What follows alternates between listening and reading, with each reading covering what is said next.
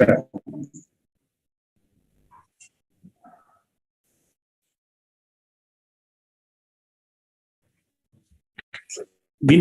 दरवाजा बंद कर दे। बीना दरवाजा बंद कर बेटा। बीना दरवाजा बंद कर बेटा। बीना यार मेरा दरवाजा बंद कर दो ना यहाँ से।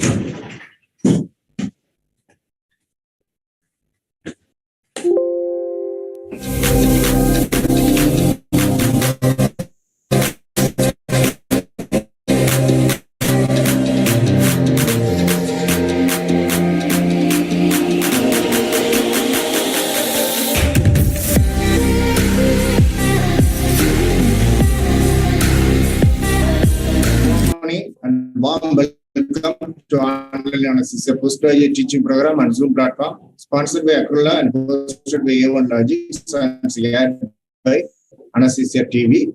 Today we have interesting lectures on transplant anesthesia. For that we have three experts in our platform. First topic is by Dr. GOMATHI on organ retrieval for transplant. And the second topic is by anesthesia for renal transplant by Anilkumar Sharma. And third topic is anesthesia for liver transplant by Dr. Anilkumar.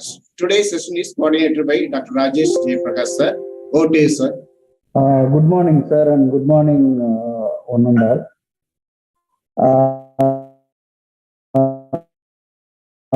Am I audible, sir? Yes, sir. We have a very interesting and important topic, not only for theoretical purpose, but also for clinical practice, because the transplant anesthesia is the one which is coming up in a very high level because of all newer forms of gadgets and modern anesthetic techniques and all. And so, a lot of government programs are going on promoting the organ transplant everywhere. So today we have three eminent speakers to talk about that organ transplant. So we'll start with our first topic, organ retrieval for transplant anesthesia by Dr. GOMATHI KARMEGAM. She is our own faculty. She is our coordinator for online anesthesia teaching program, and she is an associate professor from Department of Emergency Medicine, Madras Medical College, Chennai, and she had got involved in this organ retrieval program from Tamil Nadu government.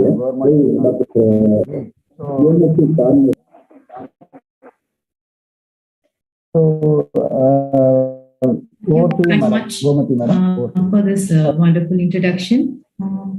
So, is my slides visible? Yes, ma'am. Yes, ma'am.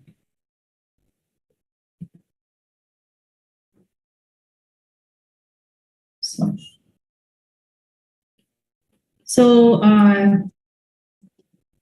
1 minute.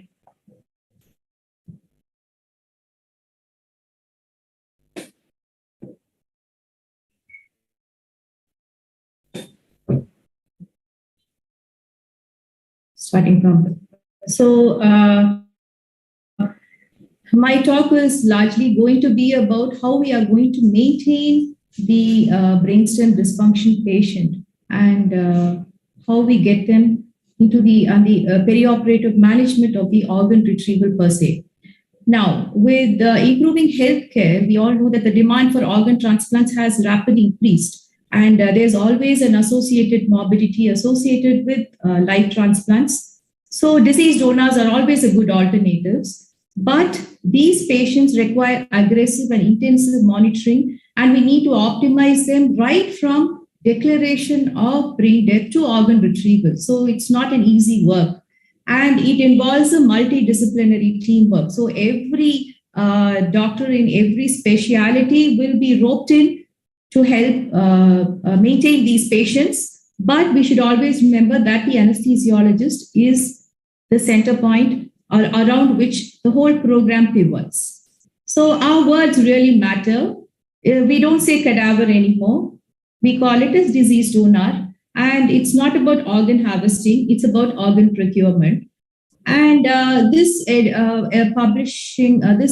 of the World Brain Death Project, which was published in 2020, they actually have recoined the whole term. They call it as death by neurological neurological criteria. So it's DNC. So it's not brain death, it's not disease donor. It will be, say, DNC. So death by neurological criteria. And this is a BJA publication by Corbett et al., where they talk about perioperative management of the organ donor after diagnosis of death using neurological criteria. And they say it's a severe, irreversible structural brain injury, which leads to irreversible loss of both the capacity to breathe and the capacity for consciousness. Now, brainstem death could be because of trauma or non-trauma causes. In my emergency department, we mainly get a lot of road traffic accidents, traumatic brainstem deaths. But there are also non-trauma causes, especially when there is uncontrolled hypertension, a rupture, a AV malformation, or a rupture of a perianeurysm, etc. So what actually happens is the rise in increase in intracranial pressure is often due to the three factors. As we all know, it can be due to cerebral edema, hydrocephalus, or due to the uncontrolled bleeding. And this actually stops the blood flow intracranially and the brain dies irreversibly. Now, even though the criteria is irreversible coma, absence of brainstem reflexes, and the cessation of breathing, we always need to rule out poisoning, alcohol intoxication, drug overdose, hypothermia, hypoglycemia, coma, chronic vegetative states. We also have to rule out dyselectrolytemia, any mixed any hypo or hyperglycemia. So there are many things which have to be ruled out before you can you can come to a diagnosis of a patient being brainstem dead. So as I said previously, we need to maintain these patients as far and as close to the physiological homeostasis as possible. So it's very imperative that we know the pathophysiology that runs behind. So what happens as intracranial pressure rises, we all know that the central sympathoadrenergic regulation of circulation and the pituitary temperature, everything is disrupted due to the irreversible loss of brain function. And there is also interruption of the hypothalamic pituitary adrenocortical cortex. So we are losing all of that. And there will be massive release of pro-inflammatory and anti-inflammatory cytokines from the brain, necrotic brain tissue. And added on to all of this, we are going to have a massive hormonal imbalance and hypothermia. So what we actually will be seeing is a pushing reflex where you will have bradycardia and hypertension initially. So when the ischemia spreads from the pontine to the medulla oblongata, the vagal nucleus is involved and there's intense vasoconstriction and there's bradycardia. But this is followed by a marked sympathetic stimulation. So you get a catecholamine storm, and the bradycardia is now replaced with tachycardia. And as the ischemia progresses down the thoracic sympathetic chain, you will be having profound hypotension. Now, when you see the patient initially, you will need to treat all of these. So the bradycardia, hypertension. As you're treating the hypertension, the patient will fall into massive hypotension. So unless you know the pathophysiology, it's going to be very hard to take care of all of these. And about the heart, we all know because of the catecholamine surge, there's intense vasoconstriction, a rise in systemic vascular resistance, and the afterload. The tachycardia produces depletion of ATP, the myocytes, and there's increased myocardial oxygen demand. And added to this, there's severe hypotension, which compromises the coronary perfusion. So all of this put together isn't a very good picture for the heart, and it often causes myocardial injury and cardiac perfusion injury. There are other causes of hypotension. It can be physiologic, mainly central diabetes insipidus, which I will be talking to you shortly. There may be hypothermic cold diuresis, relative adrenal insufficiency, and decreased oncotic pressure. Now, these are the pathophysiological things which will start rolling on. And there will also be iatrogenic things which is going on, like the neurosurgeons would have started the patient on mannitol, and we may not be giving adequate fluids. There will be ongoing blood loss. And suddenly, when you realize the patient is hypothermic, you will start rewarming the patient, and the patient goes in for hypertension because of the vasodilation. Now, the respiratory changes, we all know lung is also retrieved, but it's sad to say only 10 to 20% of the lungs are eligible for harvesting. And the reasons being neurogenic pulmonary edema, and because of the pro-inflammatory mediators. The neurogenic pulmonary edema again happens because of the sympathetic storm. There is intense vasoconstriction. There is increase in cardiac overload. Now that causes an increase in left ventricular, left atrial pressures. There's an increase in the pulmonary vascular resistance and pulmonary edema. And this will cause the neurogenic pulmonary edema. There will also be other respiratory changes because of the chest trauma per se. The person might have got ICD might be there, aspiration pneumonitis, atelectasis, and there may be prolonged ventilation leading to nosocomial infection. There was a patient where we had to maintain him for 5 days, and even though the lungs were okay in the initial period, prolonged ventilation doesn't work well for us. And the renal changes, this is very important because the pro-inflammatory, an enormous amount of infiltrating T lymphocytes and macrophages in the renal vasculature and endothelium. So this is the reason why ATN follows in diseased donor transplants, and we do better in live transplants. The endocrine changes are very important. Mainly both the anterior and posterior pituitary are affected, but the posterior pituitary is affected more, and that the lack of antidiuretic hormone causes central diabetes insipidus, which manifests as polyuria, polydipsia, and hypernatremia. Usually the anterior pituitary is well preserved, not as much. In fact, it's not as much affected as a posterior pituitary. The TSH and thyroid hormones, even though they are normal, the patient shows a picture of sick thyroid syndrome.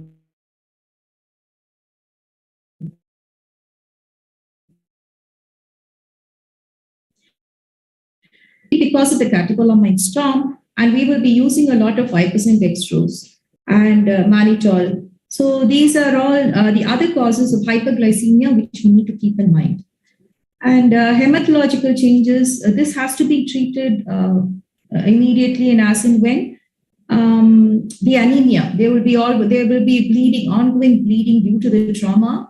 And coagulopathy is because the necrotic brain tissues release thromboplastin and plasminogen activators, which results in DIC. So this will also result in bleeding, and we will have leukocytosis because of the systemic inflammatory response. So these three have to be monitored, and they have to be treated as early as possible before they produce a catastrophic change. And hypothermia, this is also very profound, and it happens very early, and it's mainly due to loss of the thermoregulation centers. There's reduction in BMR, excessive heat loss, and we all know there is loss of the shivering mechanism. The patient cannot shiver anymore.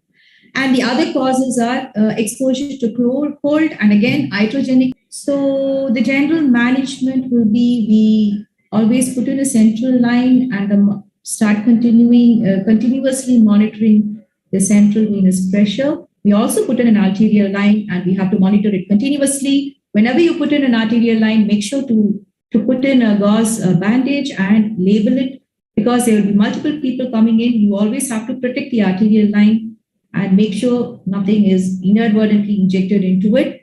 A nasogastric tube is inserted, Foley's catheter insertion, and always change whenever necessary. All the care lines, intubation tube, Foley's, whatever, change it as and when it is necessary. The head should be elevated for 30 to 40 degrees.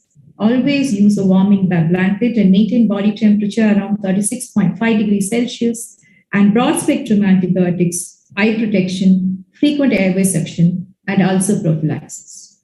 And monitoring, as I said, all this should be IBP, CBP, everything is continuous. ABG, we do it every 6 hours, and the urine output is checked every hour.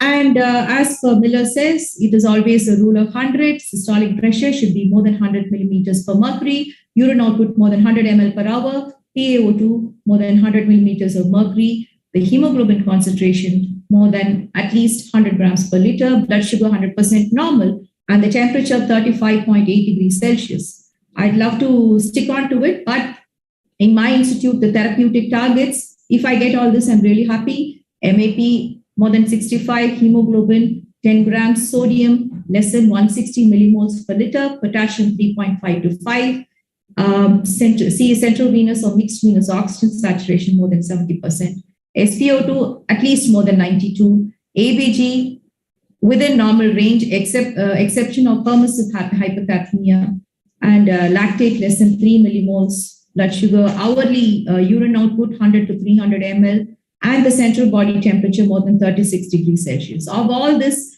I think the main things will be my MAP, my hemoglobin, my electrolytes, my SpO2, hourly urine output, and my temperature. So that is what and by and large, it's really not easy as the days pass on to maintain a patient within this physiological range. It's very difficult. So the hemodynamic goals, you will always try to maintain euvolemia. So you need to be cautious not to overload the patients. We do not want to overload the patients.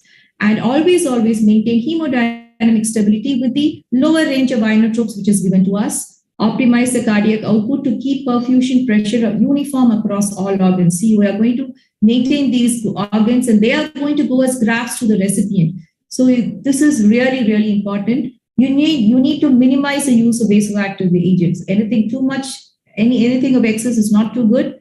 So the 3 management strategies will be volume expansion, vasopressors, inotropes, and hormonal replacement. So let's see what is the ideal fluid. In our institute, we go with half normal saline and 5% dextrose.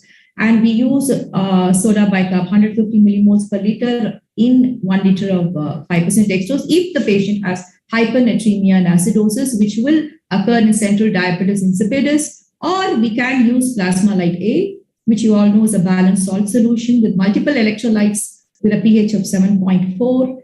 And always do not hesitate to use blood and blood products whenever it is necessary. And in our institute, we go as tech guided just to make sure we give in the right blood product and we do not load the patient too much. And the vasopressor supports, there's a widely divergent opinion regards the use of inotropes at their dosages. These are the dosages. As a patient comes in, we normally start the patient on dopamine, noradrenaline, and vasopressin is started from the start. And hormonal therapy, as per the United Nations of Organ Sharing. And now this triple therapy is after 10 years of data, which actually covered the hormonal replacement therapy, and they found that it is beneficial in most organ retrievals. So it goes by methylprednisolone 15 milligrams per kg soon after brain death confirmation, and 24 hours later. So we all know that this steroid will counter the release of pro-inflammatory mediators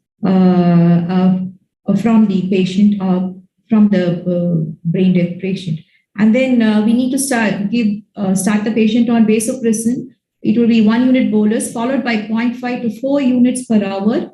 But we do not use such a high volume, such a high dosage. We go by 0.03 units per minute. So it's 1 unit bolus followed by 0.03 units per minute in our institute. And thyroid hormone replacement, if you have the injectable form of T3 and T4, you can follow the regimen given here. But in our institute, we go by L-Troxin 300 mics OD, and that is every 8 hourly. And we give it through the Riles tube. And of course, insulin infusion to maintain blood sugar between the range of 80 to 150 milligrams per deciliter. So this is the hormonal therapy, and it's very imperative we start this very early. So the patient has a very good, the donor has a very good outcome. And of course, do not forget to give appropriate antibiotics according to your hospital policy or by the culture reports. And regarding the respiratory management, we always need to adopt a lung protective ventilation. So you target the lowest FiO2 to keep the PO2 above, say, 100 millimeters of mercury, and normocapnia. Always avoid pulmonary edema and pulmonary toileting, suctioning every hourly. So we normally check, we keep the tidal volume of 6 to 8 ml and the plateau inspiratory pressure below 30 and keep around 5 to 10 centimeters of water. And please remember, you need to diurese to euvolemia wherever overload exists. So overloading pulmonary edema is a big no. We need to be very careful. Now, you have maintained this patient. Now you need to diagnose brainstem death. So there is no universally accepted thresholds for what is normal. It is left to institutional policy. Now, before you go in for an apneic test, as I said, you need to maintain the core temperature above 36 degrees Celsius. If it's not, please warm the patient. The systolic blood pressure needs to be more than 90 millimeters of mercury. If it's less than that, correct hypotension with fluids and vasopressors. If there's dyselectrolytemia, correct electrolyte abnormalities, and the ABG should be near normal. If it's not, you need to restore the acid-base balance. Is the patient still comatose? Rule out any drug effect. See if there's any drug overdose or persistent effect of sedation or anesthetic agent or neuromuscular blockade. You need to wait for at least 4 or 5 half-lives until the offending agent is eliminated. You check TOF, consider dialysis or other reversing agents. And you need to check for the brainstem reflexes. Now, when you are checking the brainstem reflexes, you are going to see the cranial nerve between 2 to 10. And this is very, very important. And the first thing is you need to check complete unresponsiveness to painful stimuli by supraorbital pressure or temporomandibular pressure. Do not attempt your nail bed pressure because, again, that is the patient might move because of Lazarus because the spinal reflexes are intact. And then you need to check for corneal reflexes, oculocephalic movements or dorsal movements. 30 degrees up and the oculocaloric test where you inject 50 ml of ice water and tracheal suctioning for gag reflex. So these are the tests done for the brainstem reflexes. And if everything is normal, we need to perform the apnea test. So before conducting the apnea test, we need to remember that it's not done by one person alone. It's a 3-member team. The neurosurgeon or the neurophysician, the anesthesiologist, along with the physician. So it's a 3-member team who conducts the apnea test. And we need to ensure the temperature is okay, the BP is okay, the ABG is okay. And if the patient requires high doses of vasopressors, high PEEP or FiO2, we need to skip this apnea test and go in for confirmatory test, which I will be telling you. Before performing the apnea test, we need to pre-oxygenate the patient with 100% FiO2 for 10 minutes. And in the meantime, while you're doing that, you need to take a pre-apnea ABG and ensure the whole committee, the whole 3 of you, every person is satisfied with the pre-apnea ABG. Then we need to disconnect the ventilator, insert a catheter through the endotracheal tube to the carina, and it will deliver oxygen at the rate of 6 liters per minute. We need to observe the chest wall for respirations, any abnormal movements, any bradycardia, any arrhythmias. And we need to watch the patient and monitor the patient every minute for over 10 to 15 minutes. And then we check the ABG at the end of 10th minute. If the PCO2 is 20 millimeters of mercury above the baseline, then we know that the apnea test is positive. Now, what I have described to you is the conventional apnea test. There is also a modified apnea test wherein you do not insert a catheter. Instead, you can still put the patient on CPAP and make sure 100% O2 is delivered and the patient can be observed, or the patient can be connected to vein circuit and you can still do the apnea test. Now, the advantages of not disconnecting the patient from the ventilator and veins is that you already know that the patient is maintained with the PEEP, positive end expiratory pressure, and sudden withdrawal from that may cause hemodynamic instability. So you can either go by conventional apnea testing or the modified apnea testing, whatever it is. So are there signs of spontaneous breathing? Was there spontaneous movements? Was there hypoxia, bradycardia? And if the ABG does not meet the criteria for adequate PCO2 or pH stimulation, then the patient does not meet the criteria for brain death. You need to wait or you need to go in for ancillary testing. Now, if the apnea test is positive, the patient meets clinical criteria for brain death, we notify the organ procurement agency immediately. In Tamil Nadu, we follow transplant guidelines through an app called VDL. That too, if the attenders agree. So when the patient meets clinical criteria for brain death, the counseling starts for the attenders of the relatives, the near and dear, and then only the organ procurement agency is notified. As I told you, contraindications to apnea testing will include arterial hypotension, hypoxemia, severe acidosis, and also contraindications will be when the patient has a very massive lung injury, when the patient cannot be, when you cannot do the apnea test on such a patient, you need to go on to ancillary or confirmatory testing. So you can do an EEG, cerebral scintigraphy, and transcranial Doppler. Nowadays, there are neurosurgeons in my institute often are not happy because the transcranial Doppler will not give you a sufficient window because there's massive intracerebral bleed. So you will not get a sonographic window to see the cerebral blood flow. So what we follow is cerebral angiography. If we are not able to conduct apnea testing, we go in for cerebral angiography directly. So this is just a recap. Are the homeostatic factors within the normal range? No, correct them. Yes, is the patient still comatose? No, he's not. If he's not comatose, he doesn't meet the criteria for brain death. If he's comatose, does the history suggest a drug effect? Rule it out. Examine the brainstem reflexes. If they're not there, perform the apnea test either by the conventional or the modified.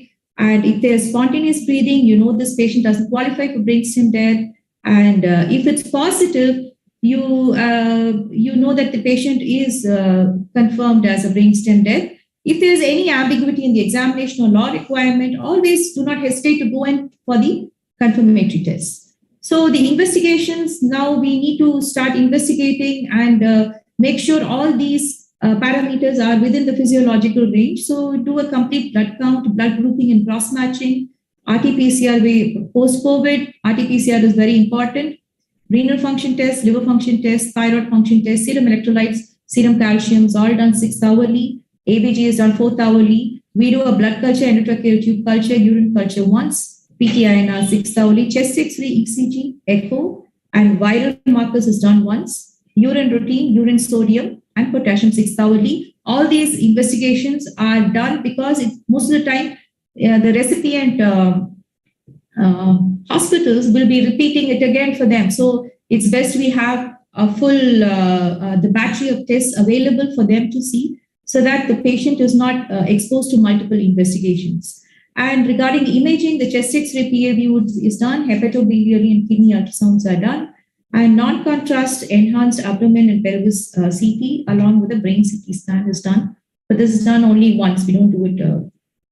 And with regards to an adult donor, the apnea tests are done 6 hours apart. All of us know that. But I had a patient who was 17 years old, and actually I went by 6 hours apart, and then I was pulled up by Transplant, and we had to wait for 12 hours apart. So please, the bottom line is please understand when and how the time limit between the apnea tests, because everything is medico-legal here. You need to be very clear with that. And as I said, a 3-member team certifies brainstem death, and relatives are counseled by grief counselor, and only after consent do we proceed for the allocation procedure. Now, even though I have said that relatives are counseled by the grief counselor, we play a very major role in talking to the patients, and this is where a very good communication skills come into play. We talk to the relatives, we get to know them, we breaking bad news, everything. You know, I've learned so much by just sitting and talking to the relatives. Another thing is the time of death is only after the second apnea test or the time of cerebral angiography. And this time of death has to be explained to the attenders very clearly. It can cause a lot of friction, so we need to be very cautious and we need to be very gentle and very patient when we explain this to them. And as I said, we proceed to the organ procurement only after the relative's consent, not before that. And allocation of organs is only after HLA typing by the recipient hospitals. All of you know that the organs that tolerate the shortest cold ischemic time need the most HLA typing. Example, the heart and lung needs 4 to 6 hours. So the cold ischemic time is the time between the aortic cross-clamping in the donor to the clamp release in the recipient. So that is the cold ischemic time. So organs that tolerate the shortest cold ischemic time need the most HLA typing. And transesophageal echo and bronchoscopy is done by the heart-lung team. Again, it's a learning curve for postgraduates and for whoever are there. You get a chance to see TE and bronchoscopy at very close quarters. And the cross-matching needs to be completed before the patient is shifted to OT. Now, the donor is shifted to the theater with transport ventilator, complete monitoring, and all supports on flow. You need to be very, very careful when the patient is being shifted. You should be very cautious and very vigilant. And remember that there may be Lazarus movements because the spinal reflexes are intact, and this necessitates the use of muscle relaxants. And a point here which I would like to stress is it's very, very imperative to permit family members to pay their last respects prior to shift. Give them their space, give them their time, let them pay their last respects to they've lost their loved ones. So they need that space and we need to respect that.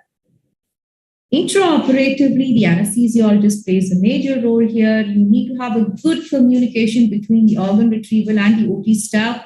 The anesthesiologist needs to know that the OT is ready, the logistics are all there, and he needs to sit and talk to the retrieval team who goes where.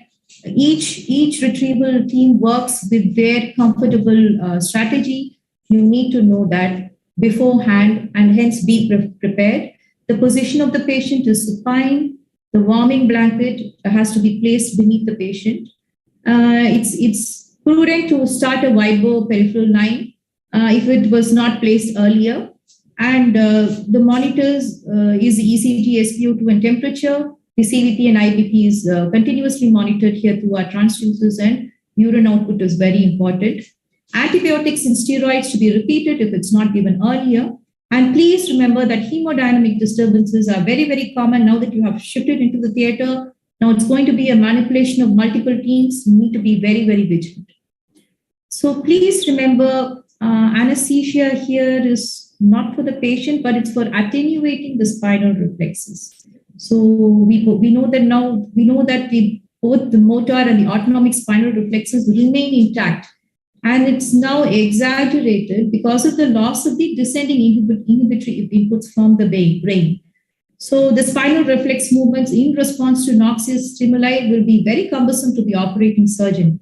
So we need to be very generous with opioids, non-depolarizing muscle relaxants, and volatiles. They are absolutely required. And also be prepared for arrhythmias. As I told you, there's going to be multiple people doing their job. There's going to be electrolyte displacement. You need to be ready to replace electrolytes. You need to have antiarrhythmic drugs ready. You need to be ready to cardio ward. You may be ready. You may need to have to be ready to do CPR because you need to preserve the organs. And you should be familiar with the use of IV infusion pumps and rapid infusers. So all this should be available, and the anesthesiologist inside the OT should be mentally prepared to face all this. And the incision, the liver transplant, the liver retrieval team starts first. So it's a midline incision from the suprasternal notch to the suprapubis, of which the abdominal surgeon starts first. So he starts with the liver because it has multiple ligaments.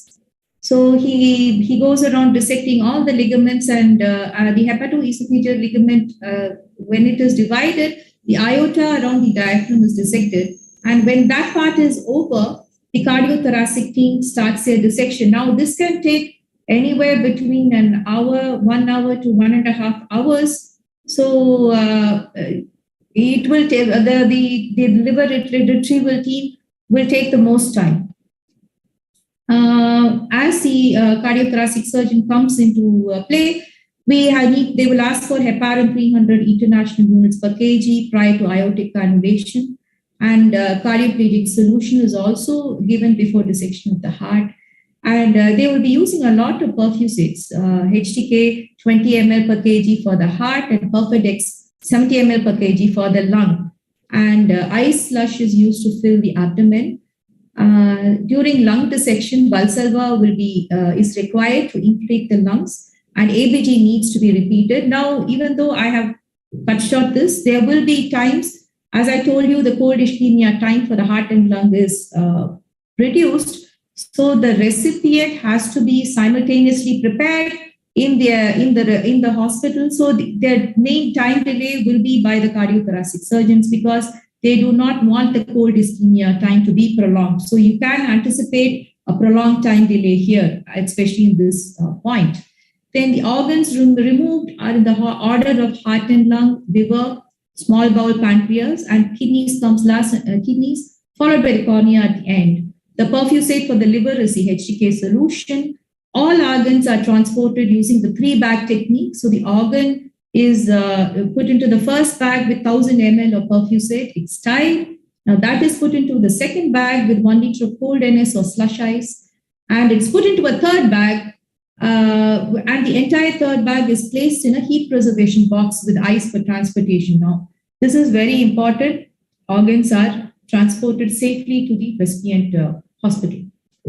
Now, there are many medico-legal issues surrounding organ retrieval, mainly because of the time of death. And the attenders might not understand the time of death. So you really have to sit and talk to them and make sure all the forms are appropriately signed and kept ready. And there's always medical legal issues. When you have an unknown patient with brainstem dysfunction, you really need to understand whether to proceed or not. And non-trauma patients with brainstem dysfunction, do we do a postmortem or not? In all traumatic patients, we do a postmortem. In non-trauma patients with brainstem dysfunction, again, it has to be discussed. And the eligibility criteria for organ retrieval in patients with long-standing comorbidities, especially geriatric donors. We would have spent a long time in maintaining these patients. And if there's not going to be any takers, then it'll be a massive waste. So you really have to talk with the transplant organ procuring agency and see if there will be any organs or takers for these organs. And again, HIV, HPV, and HCV positive donors, you need to have a separate space for them. So make sure you have separate spaces for these donors, because there will always be a recipient waiting. So as far as all these medical legal issues are concerned, our forensic team comes into the spotlight here, and they help us with all these, especially the unknown patients in brainstem dysfunction. And it comes a full circle. You know, our job doesn't end after apnea testing or after shifting the patient to theater, or after all the organ is retrieved. It doesn't stop there. You need to complete the circle, complete the spectrum. You need to pay final respects. And on the left, that is our head of our institute. You can see him. He will always be there to pay his final respects. And on the right is myself. That was done on a Sunday. It was very late. So I had to stay back, talk to the attenders, and pay our final respects. So this is very important, and I hope all of us learn. I think this is a very important learning process, which all of us have to learn and have to practice. And endpoint. This was the first heart transplant done at RGGH since the start of pandemic. and I haven't seen this patient, but this article, when I saw it, when I opened the newspaper early morning, when I saw it, it gave so much of gratification, because you had maintained the patient, the donor, so well that the recipient is actually sitting up there and smiling, and it's extremely gratifying to the entire team who's behind the scenes here. So, and organ retrieval and maintenance of these patients, it needs an enormous commitment and human strength and courage. And if you are able to do this, I think it's an enormous learning curve, and that is what I tell all my postgraduates. There is so much to learn here, and if you do it with a lot of commitment, there's a lot of peace at the end. So these are my references. Thank you very much for this very patient listening, and I'm ready to take any questions if there are. Thank you. Thank you, madam. Thank you. It was a wonderful lecture and very valuable points and very practical points too. I have some questions like you emphasized more about the consent for the organ, the donor. Yeah. Now, who has to give the consent? Is there any legal issues in that? Oh yes. Oh yes. The consent has to be given by the blood relatives. If by the wife. Many times there are two wives. We have to call both the wives, the parents. It's always the blood relatives. We have the whole family. It's very important. Even if one of them says no, we do not proceed. Even though in my institute we get around 10 to 12 road traffic accidents every day, we do not proceed if there is not consent. So it's imperative. The whole family sits with me and says, okay, we would like to proceed. Yeah, it has to be from the family. You told about multiple vasopressors. So what is your guideline to that? So what to be started first and what should be avoided? Yeah, we start with dopamine, and noradrenaline and vasopressin. If these three are started early enough, along with good temperature maintenance, there is absolutely no need to go for adrenaline or any other drug. Start the dopamine, vasopressin, and NORAD very early. You will be. I have noticed that you need not have to go into the higher range of dosages at all. So it's dopamine 10 mics per kg, NORAD.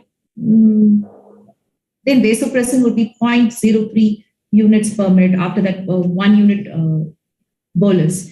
So you need to have a very good rapport with the neurosurgeons and the neurologists. So as soon as they tell you that this patient is an E1, BT, M1 going in for brainstem death, you need to start acting there itself. You need to start acting at the 0th hour. When you start doing that, you need not going to the other inotropes at all. So it's dopamine, noradrenaline, and vasopressin.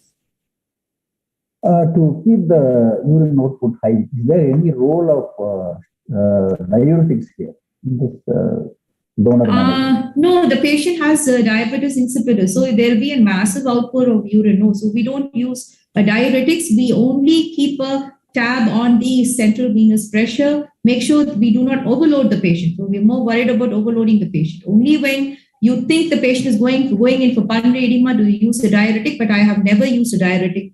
I think we are 22 organ retrievals old since December 2020, and no, we haven't used diuretics. How much cardiac index we have to maintain the organ donor? How much? Cardiac index. Okay. I do not have a cardiac index, but it's 2.4. We will maintain the CVP at around 8 to 12.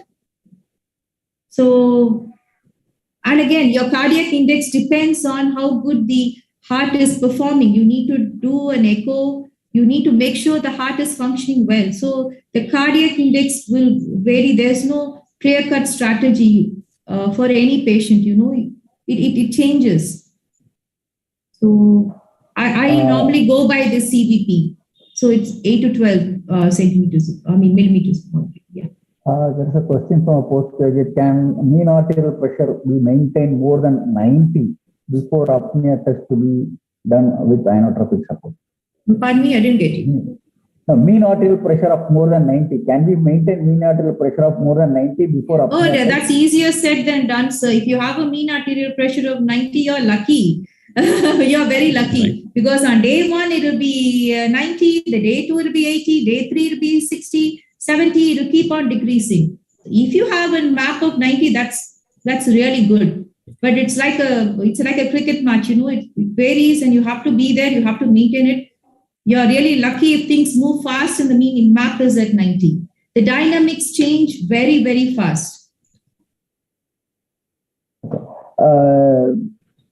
How long we can wait after? So after the second apnea test, is there anything we have to wait, or we can say, go ahead with the consent? No, as I told you, I did organ retrieval on a patient 5 days after our apnea test was declared. So they were in their own, they were in denial for a long time. They did not want us to disconnect the patient from the ventilator. So it actually took 5 days for us, and 5 days of agony, because one day the patient would maintain well, the other day he'd come crashing down. So it was, we have maintained for 5 days. So after the first and second apnea test, you can wait. But again, it's a lot of hard work. Yeah, I agree with that. And another thing I wanted to tell you is, all these criteria holds good only for the first apnea test. After 6 hours, the PCO2 and the bicarb, the potassium might not be within the normal limits as you think. So it's very difficult even after those 6 hours to maintain the absolute criteria which held good for the first apnea test. Madam, in your experience, what you have find it as an obstacle for this organ retrieval program? Us. What are the obstacles which you have faced? Obstacles are us. Because many people are not very interested in doing an organ retrieval, because then you have to be at the hospital 24/7. Now, when I say I am heading organ retrieval along with my team of a nephrologist and an anesthetist, all 3 of us are available 24/7 whenever the patient attender wants us, or whenever the BP comes crashing down. So we need to be available. So that is what I felt was the greatest obstacle. For example, if the 3-member team, if all 3 of us are not there, then the program doesn't really run. So I think that is the greatest obstacle, nothing else. The rest will fall in. If we have like-minded people, the whole program runs well. Thank you, madam. Thank you. Edward, sir, do you have any other questions, sir? Yes, sir. Regarding the cardiac index, even though they say the cardiac index should be more than 2.4 and left ventricular ejection fraction more than 45 and urine output and euvolivia. So everything, the most important is the mixed venous saturation of pulmonary artery should be 70. That determines the organ perfusion. Thank you, sir. Okay, sir. Shall we move on to the next topic, sir? Thank you. Thank you, madam. Thanks a lot. Thanks a lot, madam. So we'll go ahead with the next session.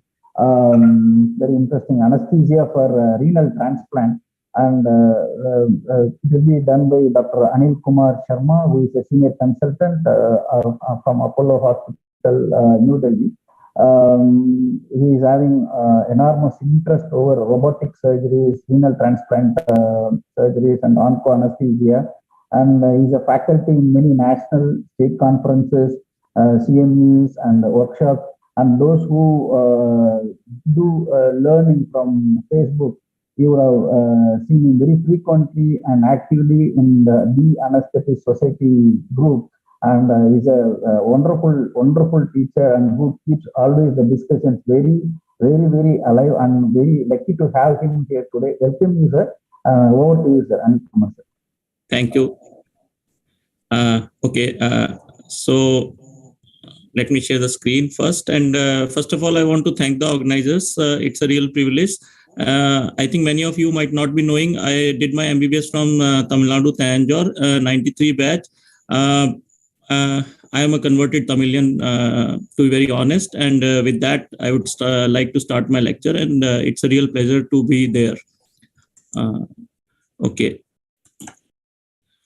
So anesthesia for kidney transplant. So dear colleagues, today you will not only learn the kidney transplant, but you will do it with me online, and I will make it very practical. As far as teaching anything on any topic is concerned, I think Google is the best teacher. So I will try to tell you what we do. So I'm coming from a center, Indraprasth Apollo Hospital, Delhi. We do around 800 to 900 kidney transplants in a year. I've been there as a consultant since 2011. I started in 2008 as a kidney transplant anesthetist. I am really thankful to Dr. Rajesh, who is the chairman kidney transplant at Medanta. He is a surgeon. It's a real privilege to have him as my mentor. He is the person, a surgeon, teaching an anesthetist the nuances of a transplant anesthesia, the renal transplants. So let's start with the basics. What is a kidney transplant? So kidney transplant is the organ transplant of a kidney into a patient with end-stage renal disease.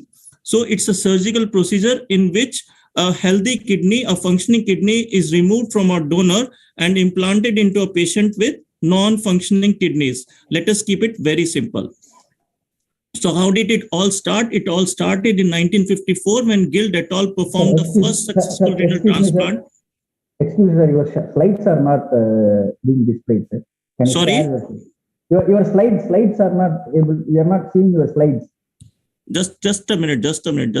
I don't know why this is happening. Wait. Let me check again. Give me time. Sir, please share the people. I did, I think. I will just check again. Is it coming now? Yes, sir. Yes, it's coming. Okay, maybe because of the previous thing. Okay, so is it okay now? Yes, sir. Okay. Yes, sir, fine, sir. So this is my hospital, and therein where we perform 800 to 900 kidney transplants in a year. And he's my mentor, Dr. Rajesh Elawat, very renowned transplant surgeon in Delhi. And I learned my anesthesia from my surgeon, basically.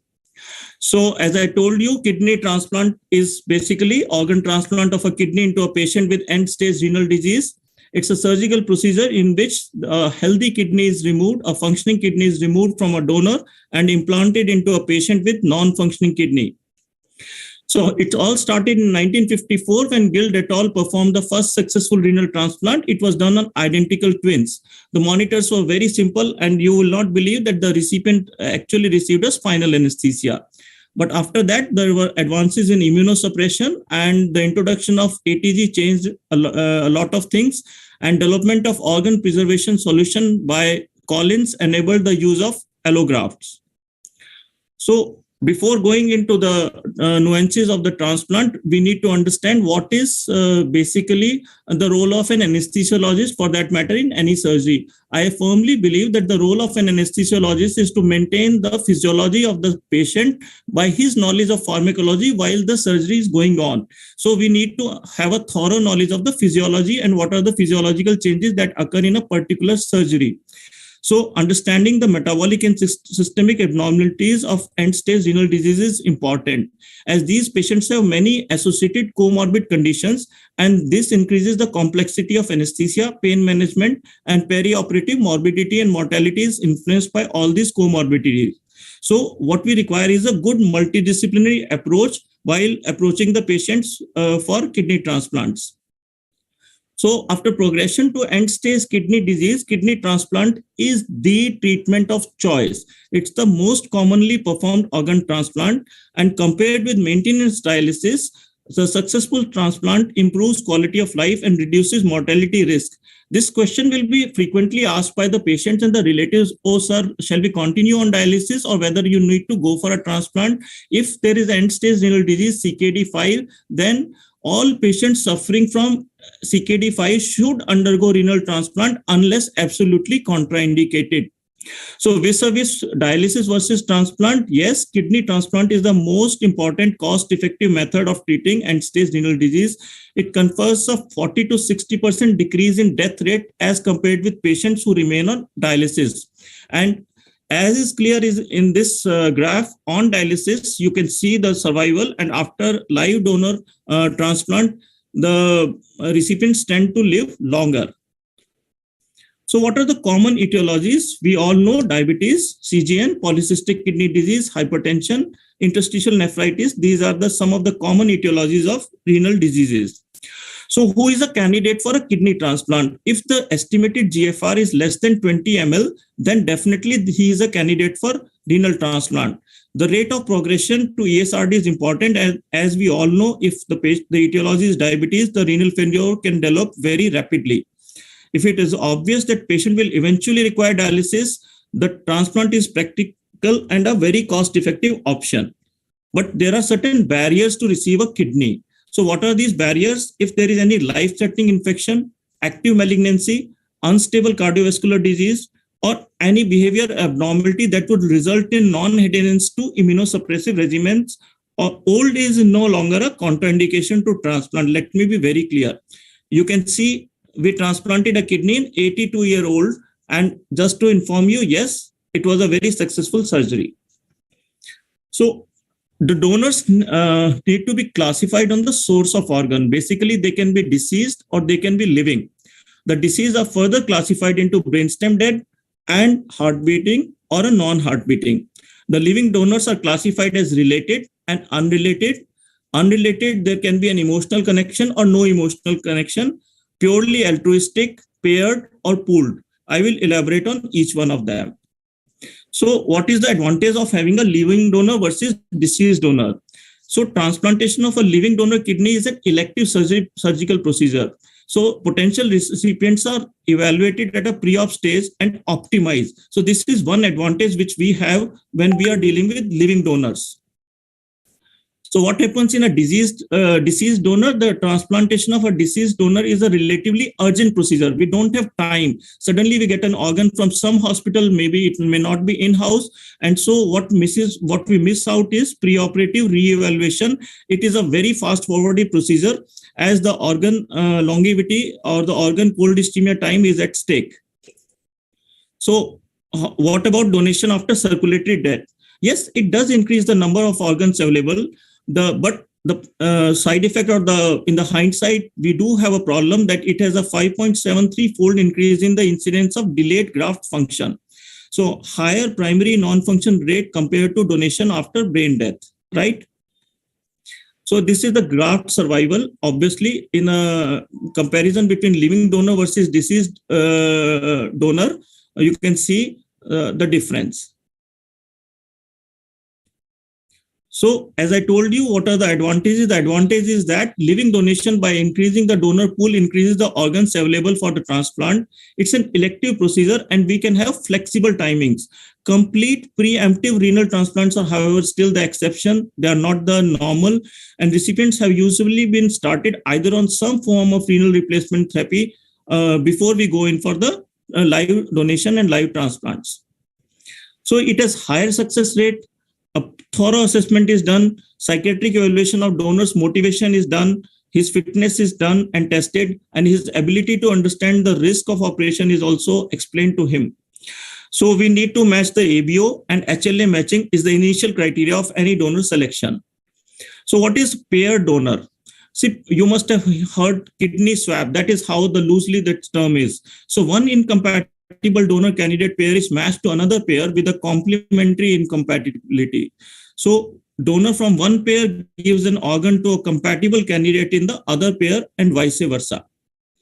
So this is I think this slides makes it very clear. So in a pair donation, you will have a swap between one pair. So the donor to recipient, donor 1 to recipient 2, donor 2 to recipient 1. But in a pool donation, it's like a pool. The donor of 1 might be giving to recipient 2. The donor of 2 might be giving to recipient 3. And in the literature, you'll be surprised, 70 such pooled donations have happened for one transplant. That is what I could find out in literature. Okay, so what are the indications of kidney pair donors? When there is a blood group incompatibility, the issues of sensitization of recipients against the donor, or if there is a potential for improvement in transplant quality, for example, difference in age or graft size, or where there is a difference in tissue compatibility. So what excludes you from donating kidney? So exclusion criteria is uncontrolled high blood pressure, severe diabetes, malignancy, HIV, hepatitis, active acute infections, and a serious mental health conditions. So these are some of the exclusion criteria for donating a kidney. And then there are definitely ethical issues involved. Potential donors are carefully evaluated, both psychologically and medically. Their fully informed consent is taken. They must provide an evidence of a familial or long-term relationship. Nowadays, after an amendment in 2014, altruistic donation is allowed, but it is still limited. So decision must be specifically approved by a panel. So this is how we do it to make fail-proof. You might have heard that there is a lot of hanky-panky going on in kidney transplants. The donors are chosen randomly. So to prevent all this, the biometrics of the donors is done in our center. And along with the photograph, the thumb impression, what is fed in the computer at the time of panel clearance is fed in the central computer. And when the patient comes to the OT complex reception, the final clearance is done by the biometrics. So no donor can be interchanged or there cannot be any fudging. So this is how we do it. There is a lab verification, then there is a registration, and then there is a form verification, and the counseling is done. After the panel authorizes us, then the patient comes to our operation theater, and finally, there is when the biometrics clearance is given and the donor is taken in. So this is a virtual foolproof method of ensuring that there is no hanky-panky in the kidney transplants at least at our center. So donors nephrectomy is a major surgical procedure, and definitely it puts the patient at risk of morbidity and mortality. See, donors are not patients. We make them patients. Let us be very clear on this. So donors who have successfully completed the evaluation for living kidney donation have been found to have an above average life expectancy. So let's come to the anesthesia part of management of living donor nephrectomy, since it's the most commonly performed procedure for a kidney transplant. Majority of the donors are mostly ASA 1 and 2. Still, a full preoperative assessment is required to know the renal function, and this is mandatory. What are complicated donors? If they are older, say 70 and above, with some comorbidities, if they are obese, BMI more than 30, if certain donors refuse blood products or have vascular abnormalities, or they require to have a right surgical nephrectomy. Mind it, right surgical nephrectomy is more challenging surgically. So a thorough PAC is done. This is our PAC chart wherein everything is documented right from the latest investigations to any known medical conditions. And then once we see that the PAC is done, PAC is fit, then we take the donor for the surgery.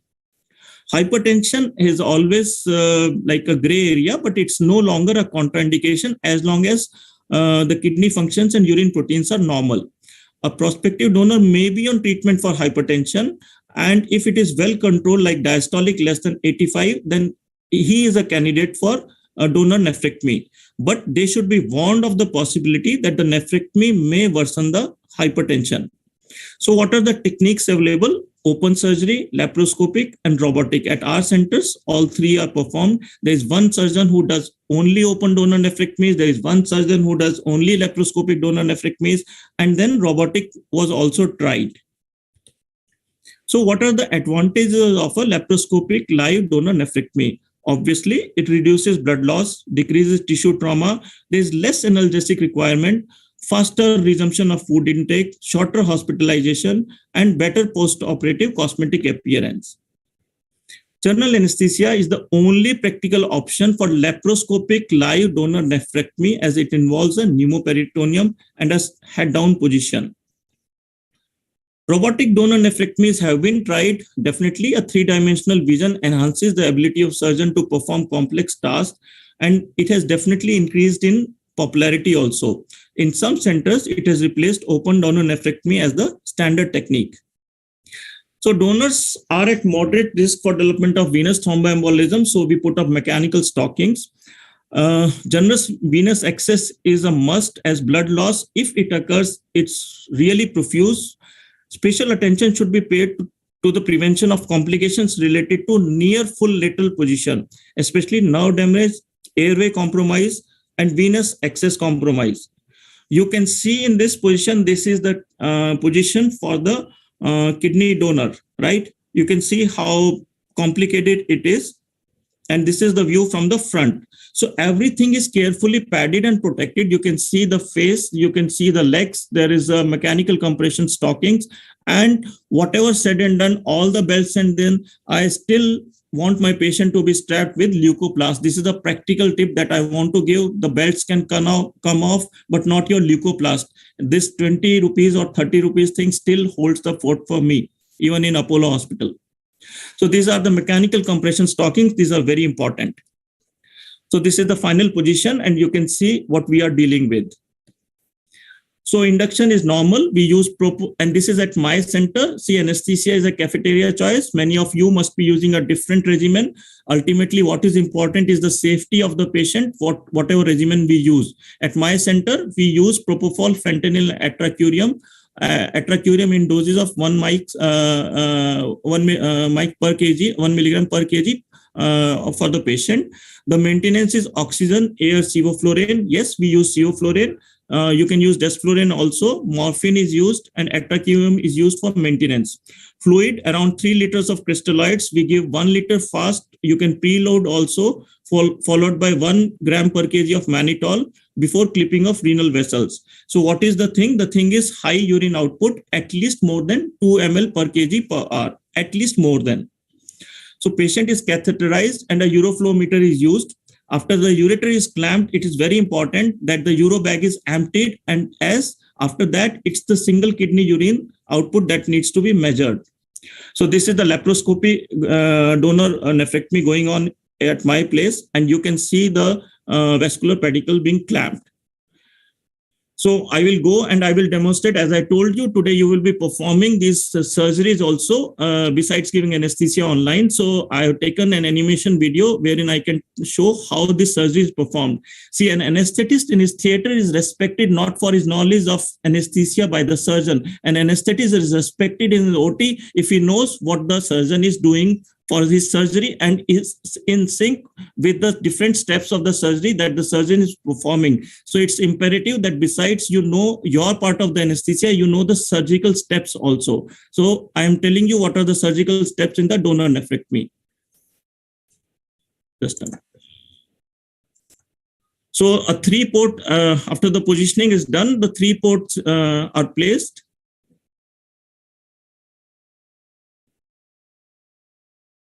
And the kidney is mobilized.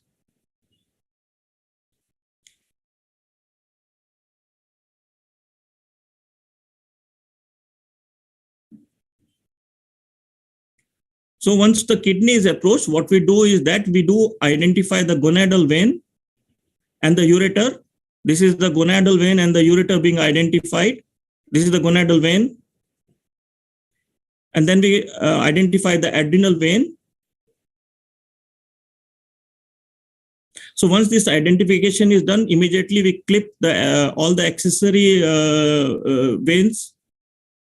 Then the gonadal vein is identified and clipped.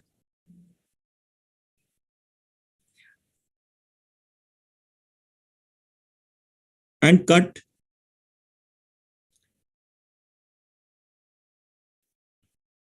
So the adrenals are separated. And then we pay attention to the main pedicle. So the renal vein is freed and checked. So renal artery is also freed from the nearby structure and checked. So once we are clear with the pedicle, we go back to our ureter, which is clamped at an appropriate length. And the gonadal vein is also clamped and cut.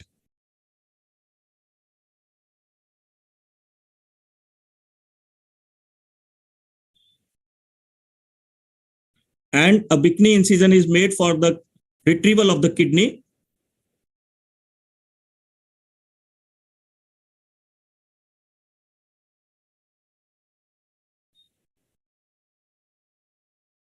And through this, once it's done, then we come to the main renal artery.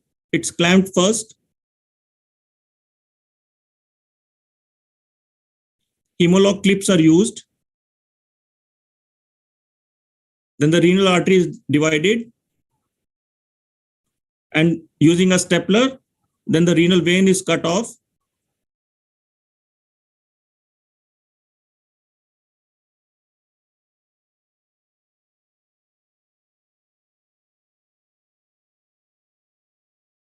And through this incision, the kidney is removed and transferred to the bowl containing the crushed ice.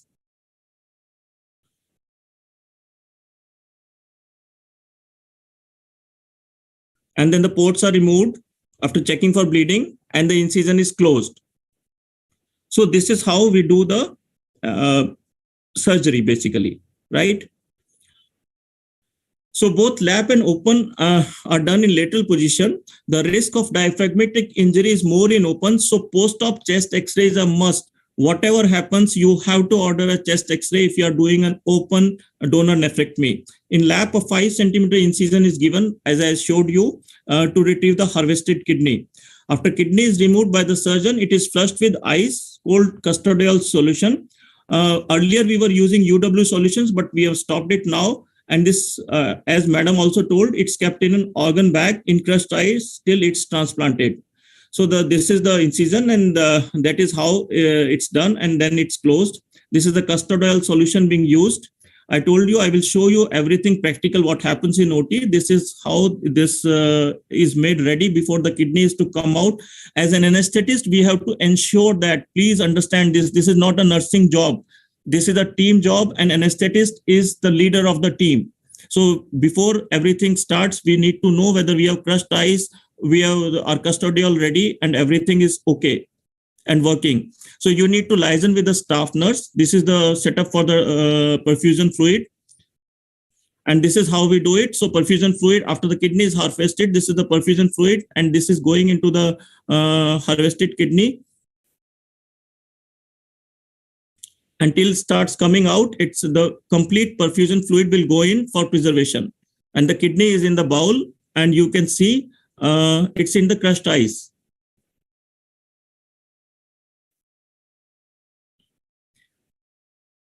So what is warm and cold ischemia time and why they are important? Warm ischemia time is time from renal artery ligation to flushing of the harvested kidney with preservation solution. I will come again on this. Once you clamp the renal artery and once till the time your harvested kidney is flushed with preservation solution, this is warm ischemia time.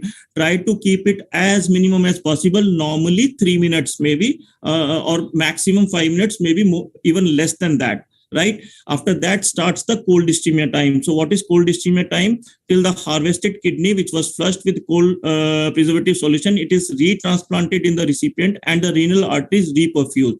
Right. So these are important and they should be documented.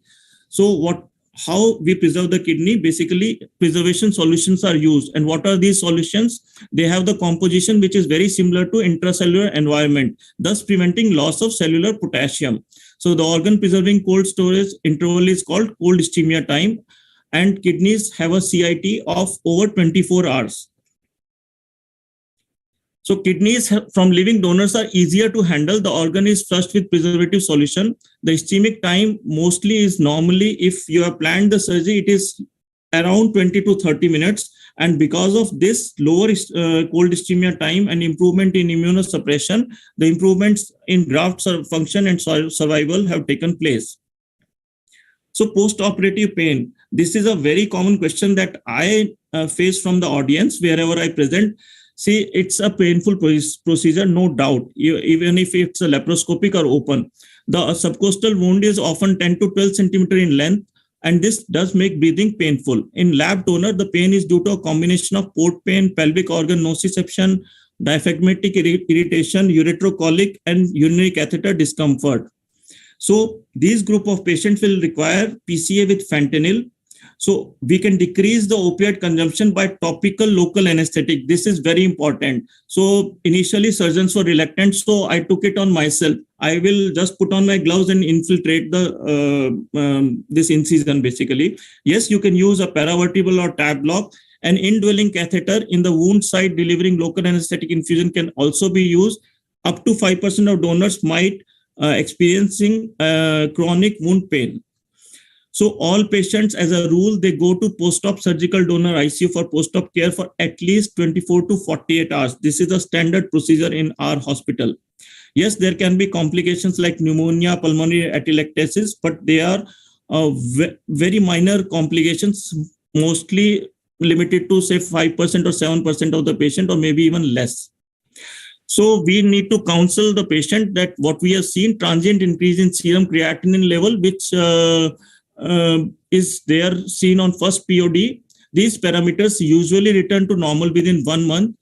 20 to 30% of the patients might develop some sort of proteinuria, but again this settles down. Long-term renal function remains at 75% for the donor, but there is no convincing evidence that there is increased risk of hypertension in donor after donor nephrectomies. Surgical complications do occur, but only 1 to 2% are significant, which might result in delay in patient's discharge from hospital. This is very important. Donor death is not acceptable. Donor death means end of the program. Let me make one thing very clear. So risk of perioperative mortality is there. It should be explained to the patient. It is comparable to the risk of dying in road traffic accident.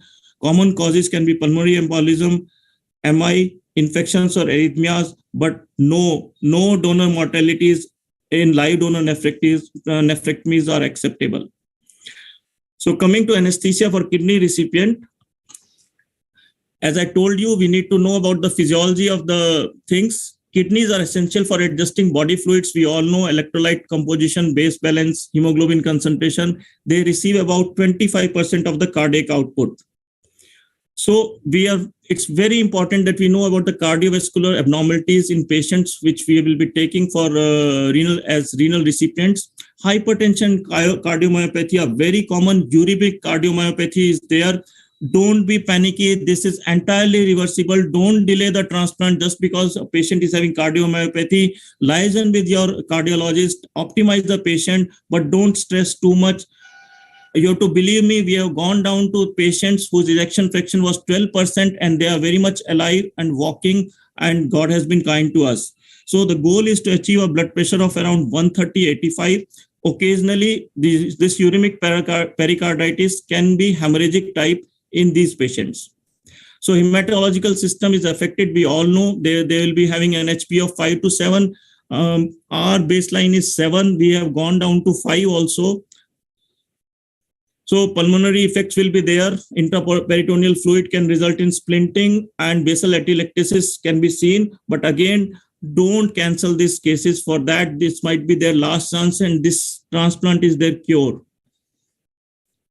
So we are very much concerned about the potassium levels here. Yes. So what happens is that potassium levels of up to 5.5 we have accepted. More than that, the patient needs to be dialyzed. So endocrine system is also affected. There can be secondary hyperparathyroidism. Yes, PT and PTT remain normal, but bleeding time is prolonged. This is because of the platelet dysfunction. We should know about the dialysis disequilibrium, and there can be changes in ECF volume. Dementia is seen in patients on long-term dialysis. So there are certain problems of dialysis. It can result in long-term, like infections are seen, hepatitis, HIV, leukopenia. Then care of AV fistula is, if it's not taken care of, then can lead to local gangrene. Peritoneal dialysis can also lead to peritonitis and subacute intestinal obstructions. So immunosuppression, we need to know what our patient is taking, and it started in the pre-op phase. It's usually divided in 3 phases. The first phase is induction therapy, and it involves marked immunosuppression. Induction agents like ATG, basiliximab, it comes by the name of Simulect, is used. Certain newer agents have also come like Elifasept. So the second phase is maintenance, involves continuously for 3 to 6 months to prevent acute graft rejection. And in that, tacrolimus and AZT are given. The third phase involves long-term immunosuppression and it's maintained for rest of the life. So dialysis is a very gray area, whether you want to do it, whether you don't want to do it. If possible, dialysis should be avoided for 24 hours prior to kidney transplant. And the target weight after the dialysis is within the 2 kgs of the dry weight of the patient. So if the hemodialysis is necessary, you try to use heparin-free dialysis. And if it is heparin has been used, wait for 3 to 4 hours. The PTT should be less than 45. So what happens in non-dialyzing patients who are awaiting kidney transplant, they are not on dialysis. So suspect hyperkalemia and volume overload in these patients. Mostly these are the patients who will come suddenly when a deceased donor organ is available. So when in doubt, dialyze. Don't hesitate to dialyze, right?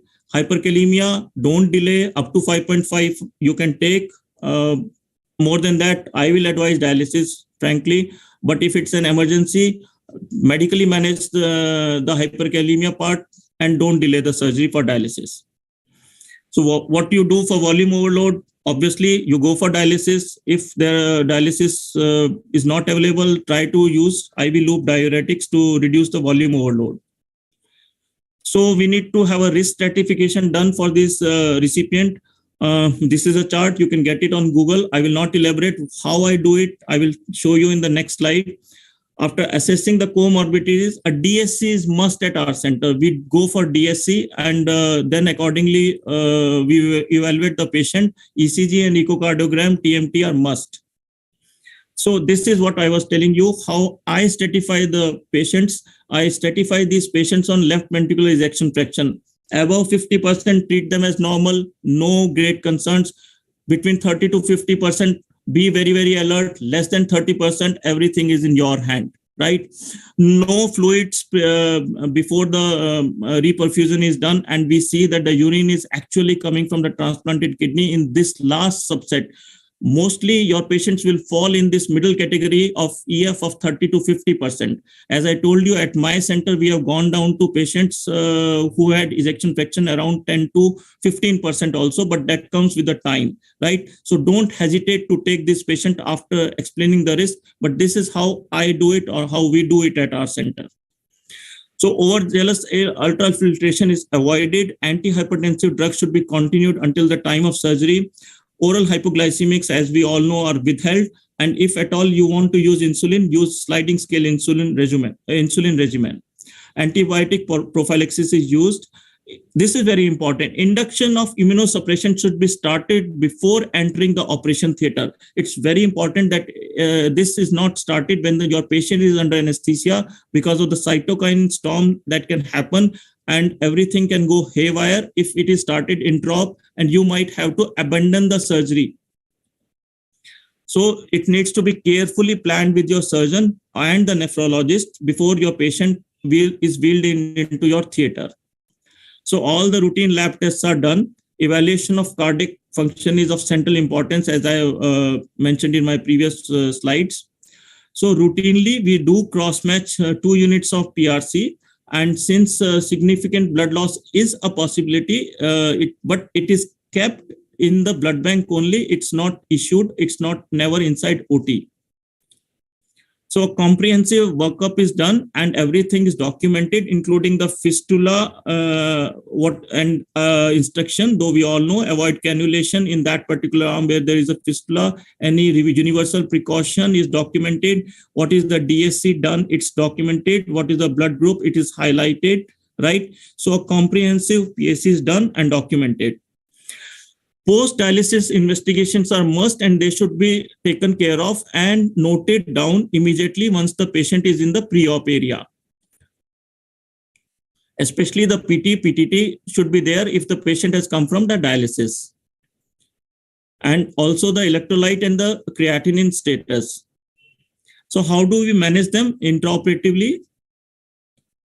So we use a balanced general anesthesia to provide stable hemodynamics with muscle relaxation and a predictable depth of anesthesia. So the status of hemodynamic shunt or fistula should be monitored during positioning. It needs to be covered with soft Gamgee rolls, and great care should be taken while transferring these patients as they are prone to fractures. So this is how we do it. This fistula is taped and tagged and padded and documented. Standard monitors are applied. At our centers, we do put in arterial cannula. CVP monitoring is continuously done. So now, as I told you, you will be conducting a kidney transplant recipient with me in the further slides. So this is the patient. This is how the monitor will look like once you attach the monitor to a recipient. Don't panic. This is, yes, the systolic. This belongs to an actual patient, right? This is the mean pressure. You can see the saturation. I will just highlight. I think, yeah. So it's clear. This will be something which you will see on the monitor after attaching the monitors on a recipient. You pre-oxygenate, you bring it to 100. Yes, this is the BP. You induce the patient. So what you do, you titrate your propofol. You don't use etomidate blindly for all. Okay, titrate your propofol. It's a wonderful drug. Short-acting beta blockers can be used, and short-acting is important here. Opioids, use fentanyl, Rami, it's not available here. Scoline is not theoretically safe. We avoid at our center. We induce with propofol, atracurium, and fentanyl, right? As I told you, titrate the dose. Propofol can be used in reduced doses. So prior to induction, a large bore peripheral IV is a must if you will be able to get it. I will come to the IV lines later. So following the induction of anesthesia, what we do is a triple lumen central line is taken, a Foley's catheter is inserted, fluids are infused liberally to the central line and IV line if the ejection fraction criteria are met.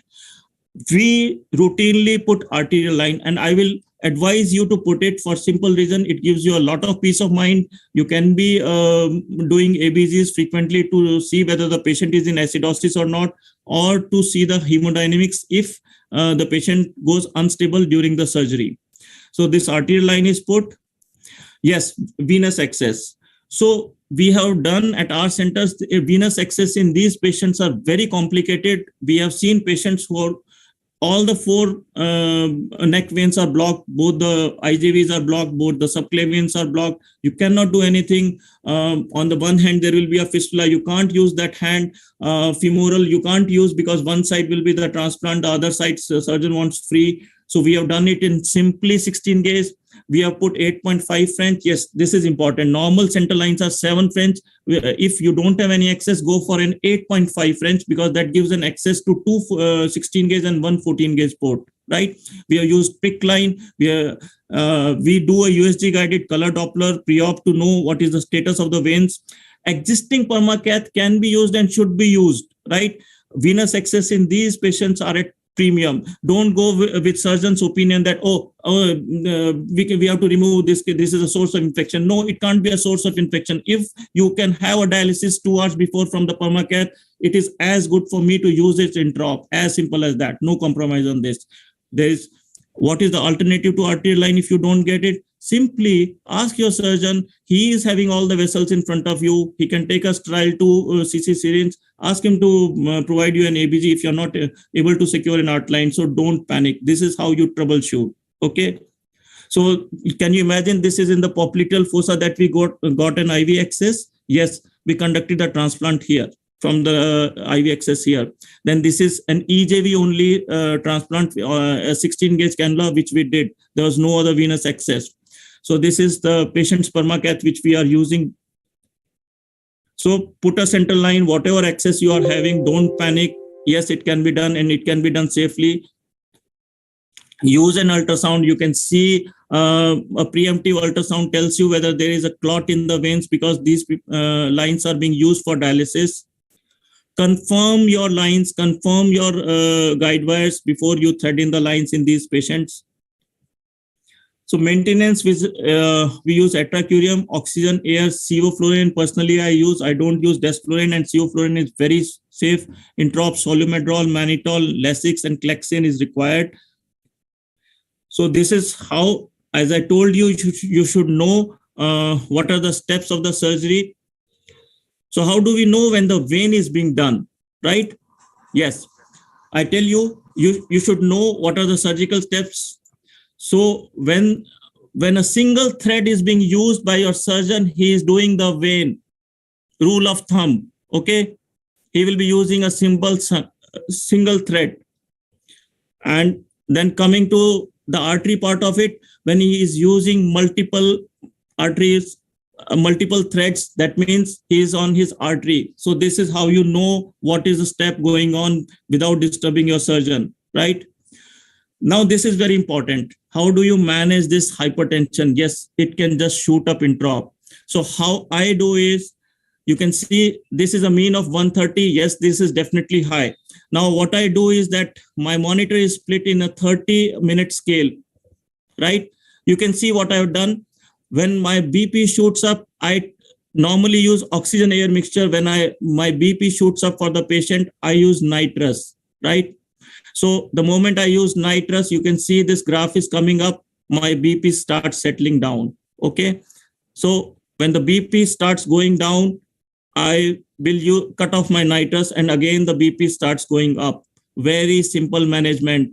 Don't give any antihypertensive. If at all you want to use NTG, because a high mean arterial pressure is required, at least 100 and above, at least 100 and above. I will just reiterate, at least 100 and above, a good CVP. So this is how I manage it intraoperatively. So this is the chart, and we are at 0.6 to 0.7 MAC. More than this, 1.2, 1.3 MAC will severely depress. Once your vessels are clamped, the patient will go into severe hypotension, and then you will be juggling between a hypotension and hypertension, NTG on one side, NORAD on other side. Don't do that. Keep it simple, KISS approach. Okay, so this is what happens intra-op. Once the surgeon clamps the vessel, the BP tanks, your MAC is 1.2, and you suddenly realize, oh my God, what is this happening?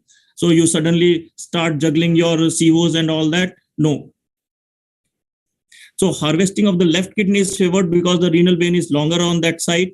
The donor kidney is placed in either right or left iliac fossa.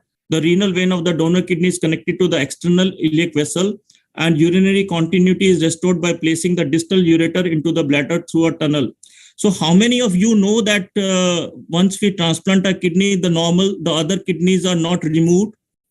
Frankly speaking, the day I started my kidney transplant, I didn't know that, right? So a transplanted kidney is an addition to the other two kidneys than the recipient was having. We have done re-kidney transplant, we have done re-kidney transplant, and yes, we have put in a fifth kidney also. So as I told you, we should know what are the steps of the surgery. This is important again, and I will show you how it is done and what is the scenario like after the anastomosis. So this is the common iliac artery dividing into the internal and the external iliac artery. This is the common. Then this is the division that is happening. Right. In this particular case, the anastomosis to the internal iliac artery. External was having some plaques.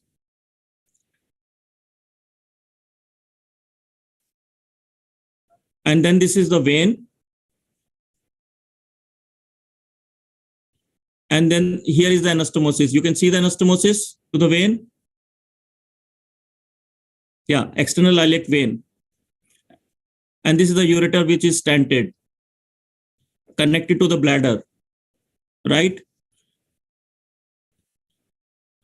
So what happens if it's a good reperfused kidney post transplant? So this is how the urine will start coming. So till you have a visual confirmation of the urine from the transplanted kidney, hold your fluids. Fluid's your friend, fluid is your enemy. Remember this thing. So fluid management, this is very important, how you give your fluid. So we need to maintain a systolic between 130 and 160. The CVP should ideally be managed between 10 to 15 millimeters, and equal amount of fluid replacing the urine output once the kidney is transplanted and it starts, the urine production starts. So this is how we do it. But before that, you go by the ejection fraction. That is what I can impress and I want to stress upon, right? You can choose Ringer lactate, you can choose normal saline. We administer 250 ml increments to optimize intravascular volume. If we feel that it's volume depleted, there is absolutely no difference between the fluid of choice. Yes, colloids are to be avoided. If you want to need, have to use 5% albumin, but limit this administration of albumin to around 500 ml. Perioperative blood transfusion is avoided if possible. The triggers are normally 7, but we prefer to avoid if there is no significant blood loss. So yes, a well-perfused kidney means early onset of graft function, lower post-op serum creatinine, reduced incidence of delayed graft function, and improved graft survival. So mannitol is given. When you give mannitol is when they are doing the vein. When you give loop diuretic like Lasix, when they are doing the arterial thing, right? Keep a CVP between 10 to 15 if required, and if you have to give albumin, use it in 1.6 ml, maximum 1.6 ml per kg dose. So avoid hypotension at all cost. Initially, you might use ephedrine. What we use at our place is NORAD. Okay, low dose NORAD does the trick.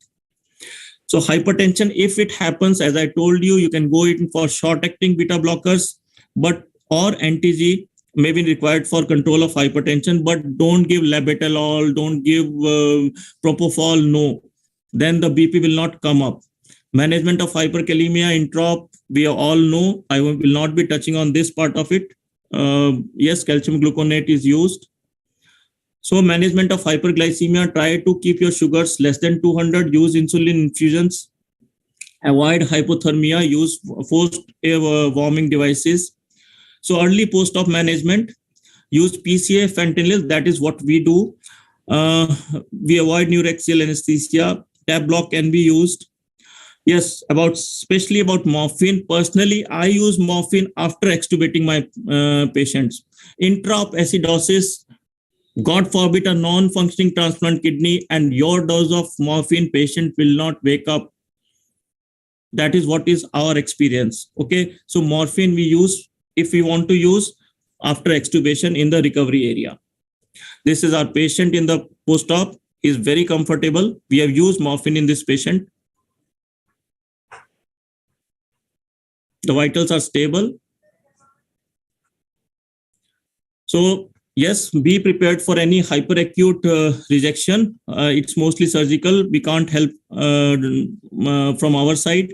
Acute rejection is again very common, but then it can be managed with immunosuppressive agents.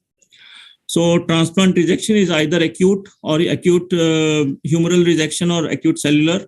So humoral rejection is more difficult to treat and typically is treated with IV immunoglobulins and plasmapheresis.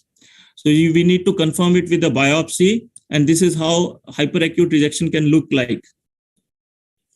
So now a very brief mention of ABO and incompatible donors. Yes, we are able to do all sorts of ABO blood group types.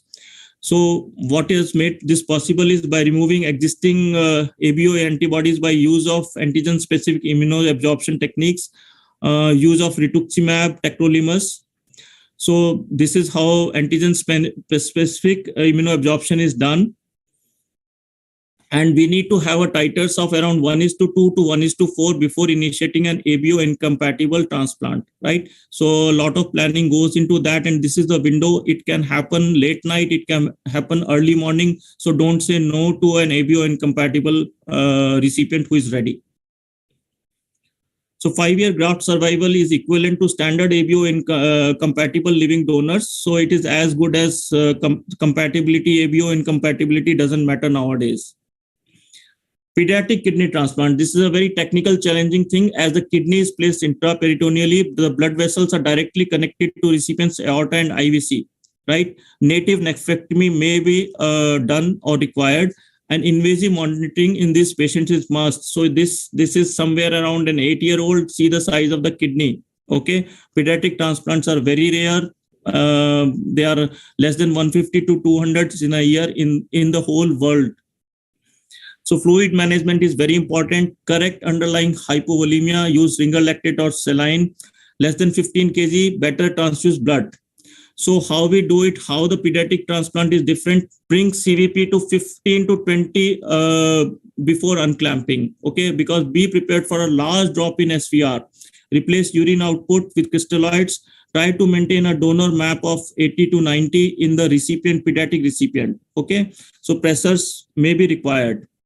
Patients less than 15 kg, please go for post-op ventilation. There is risk of development of pulmonary edema because of this maintenance of adequate hydration. Okay. So what is the take-home message? See, as an anesthetist, you will be always blamed because that is what we have become as a punching bags. But as far as kidney transplant is concerned, as an anesthetist, you have to ensure three things, right? No acidosis. You do an ABG, you tell your surgeon, boss, I am clear. A good mean arterial blood pressure, right? At least 110. I am telling you, the lower limit is 90, okay? And a good CVP, okay? So no acidosis, adequate hydration, good mean arterial pressure, normothermia, right?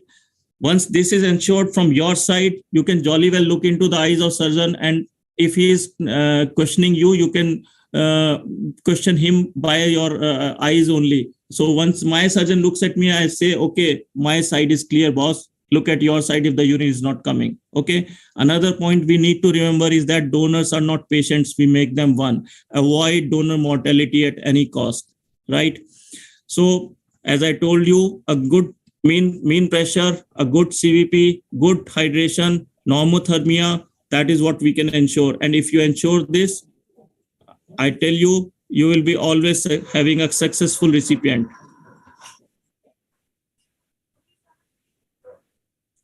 So conclusion, it's a very highly satisfying and challenging experience for any anesthetist in managing a kidney transplant.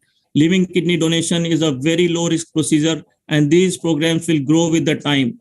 We need to be very empathetic. This is a policeman from Kenya who brought his daughter. Daughter is 8-year-old, a very nice gentleman. There was nobody else, no other relative. So I told him, don't worry. I talked to management. Normally our donor ICUs and renal ICUs are separate. When I went to meet the kid in the morning, she was complaining that she didn't get her chicken in the night. Okay, be empathetic. It's a very pleasant experience. These are my kidney transplant surgeons with whom I work, Dr. Sandeep Guleria and Madam Vijay Rajkumari. She's from Tamil Nadu only. And thanks. I end on this note that may your patient's urine bag should always be full. So with this, I conclude. Thanks. Thank you very much.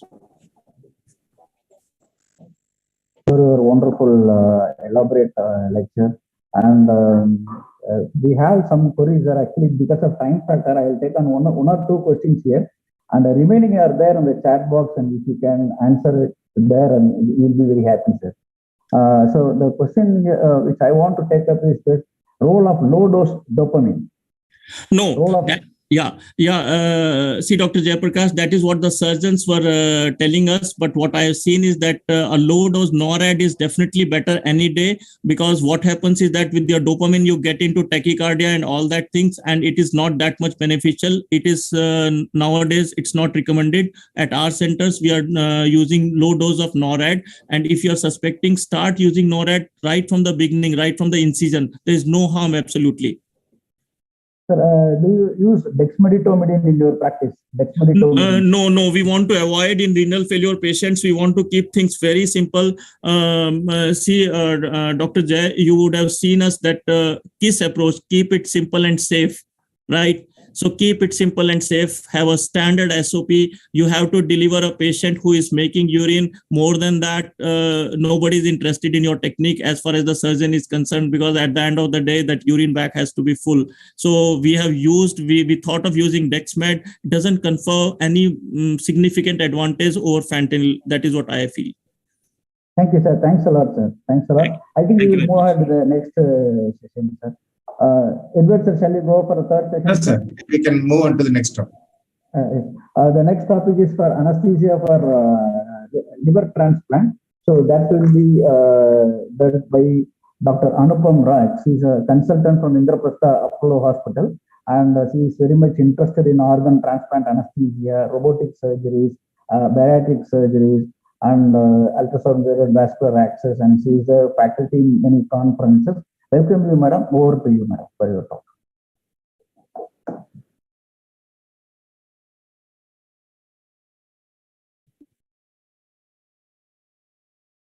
Dr. Anupam.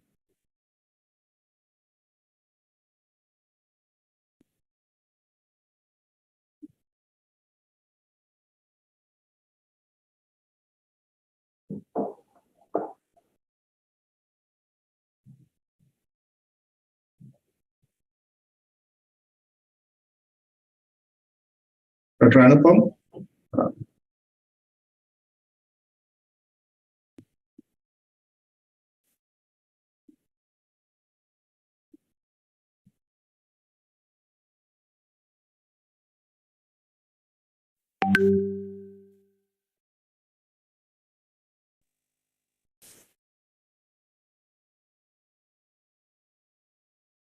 So viewers, we are completing 50th class in the December 25th. So you can send your feedback to my personal WhatsApp or to the online anesthesia email.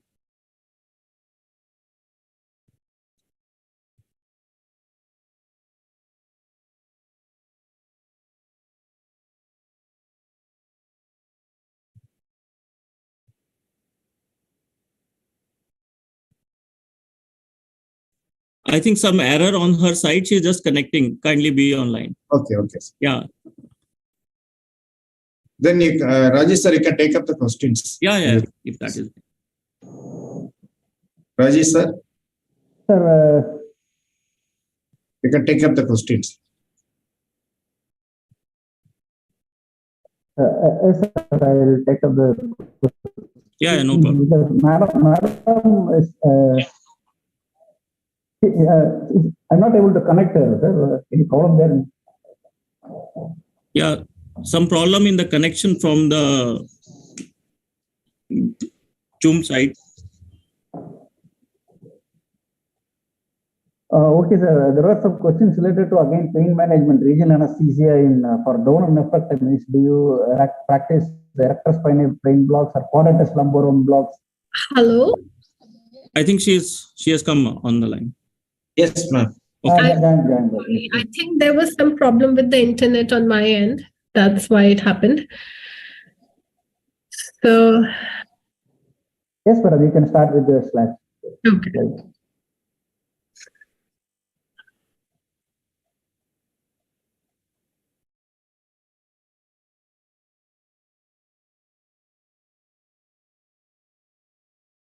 Okay, so good afternoon. I believe it's been a long day for all of you, although all the academic sessions were very good and interesting. But in the last leg, now we're going to discuss the anesthesia for liver transplant.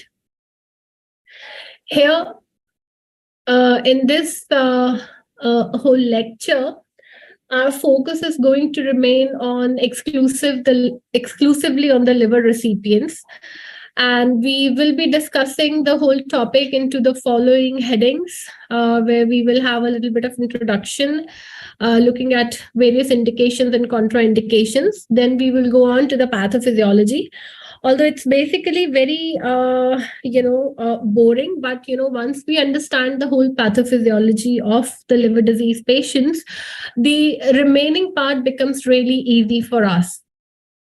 So a liver transplant, it's basically the treatment of choice for the end-stage liver disease patients, regardless of the etiology, whatever the etiology may be. You provide a definitive treatment to these patients by a liver transplant. Now, ever since the first transplant was done in 1960, the mortality rate has significantly reduced and the outcomes have become better. So that is why increasingly the number of centers have gone up for liver transplant. The kind of patients that we are getting are becoming older and sicker. And definitely the major goals for doing a liver transplant is a prolonged survival from a disease which has got 100% mortality. Once you have an end-stage liver disease, the survival is definitely very, very less. And not just that, the patient after the liver transplant, these patients also have a significant improved quality of life. Now, the significant challenge remains for the transplant team as the procedure is performed in the high-risk patients and impaired cardiovascular, pulmonary, and renal coagulation system abnormalities. Now, recent publications have indicated that the transplant candidates are getting older and sicker, and the multiple associated comorbidities and organ dysfunctions are now present in most of our patients. That is why it's adequate perioperative care is essential for these patients to have a prompt graft function, which will improve the organ system recovery and the recipient's quality of life. The indications for liver transplant remains, the acute liver failure of any cause, maybe acute hepatitis A or B or drug related, cirrhosis from any of the causes, which are usually the common things that we see are hepatitis B infections, the chronic hepatitis C infections, alcoholic liver disease, autoimmune, cryptogenic, and the primary biliary cirrhosis. Apart from that, metabolic disorders can be present, and it's usually seen in the younger age group. Malignancies like a primary hepatic cancer or a hepatocellular carcinoma, cholangiocarcinoma, and metastatic ones like a carcinoid and islet cell tumor. For that, also the liver transplant has been recommended. And polycystic liver disease and polycystic liver kidney disease sometimes undergo a combined liver transplants. And then the Budd-Chiari syndrome. The absolute contraindications is, if you're brain dead, why this has been put as the first, because which does become a little bit of problem sometimes in the cases of acute liver failure, and we will discuss it towards the end. Extrahepatic malignancy, active uncontrolled infections, active alcoholism or substance abuse, acquired immunodeficiency syndrome, severe cardiopulmonary diseases, uncontrolled sepsis, inability to comply with the medical regime, lack of psychosocial support. So, the transplant is the affair. The transplant surgery will require at least a lump sum of 20 lakh or 25 lakh, for the surgery, the whole package. Once the surgery is done, the patient's expenditure is around 20,000 per month for at least 1 year when he's on immunosuppression. So you can see that, if because of any reason the patient will not be able to comply to the medications after the surgery, then it will sort of become a relative contraindication, because this much is the basic requirement for the immunosuppression for the various testing, without any when we are seeing that the patient does not have any complications at all.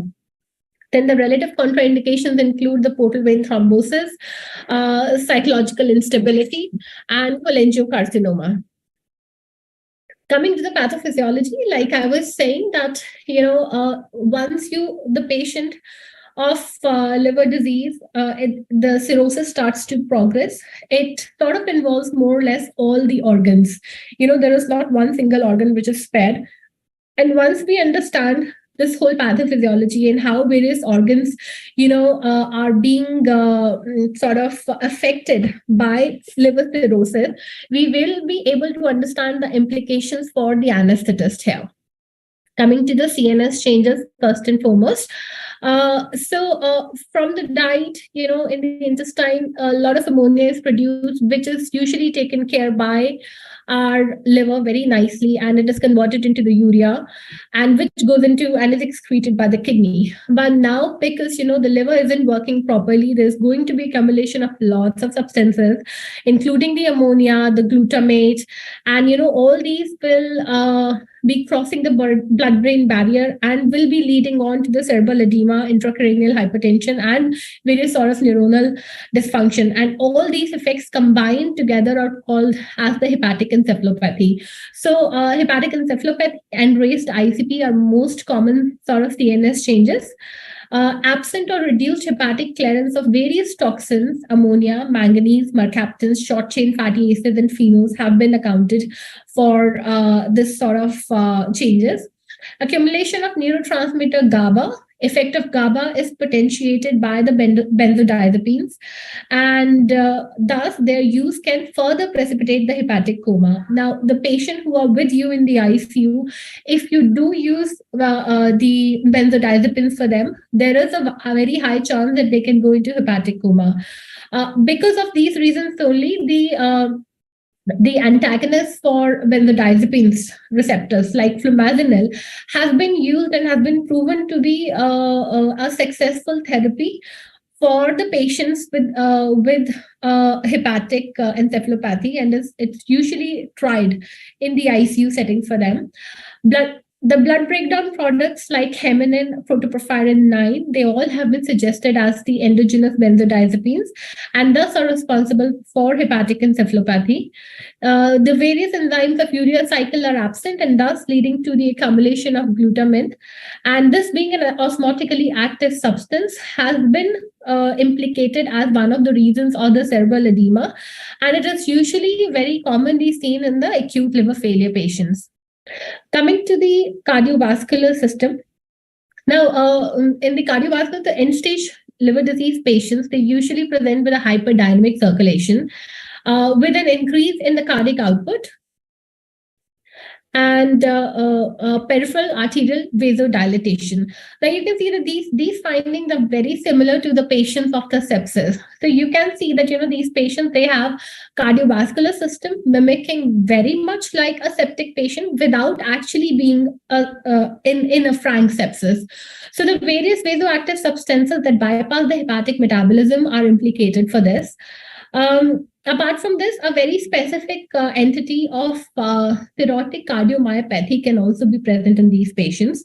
Cirrhotic cardiomyopathy basically results from the long-term altered volume status and the cardiac depressant properties of various circulating inflammatory mediators, causing the cardiac remodeling and repolarization changes and blunted ventricular response to the stress.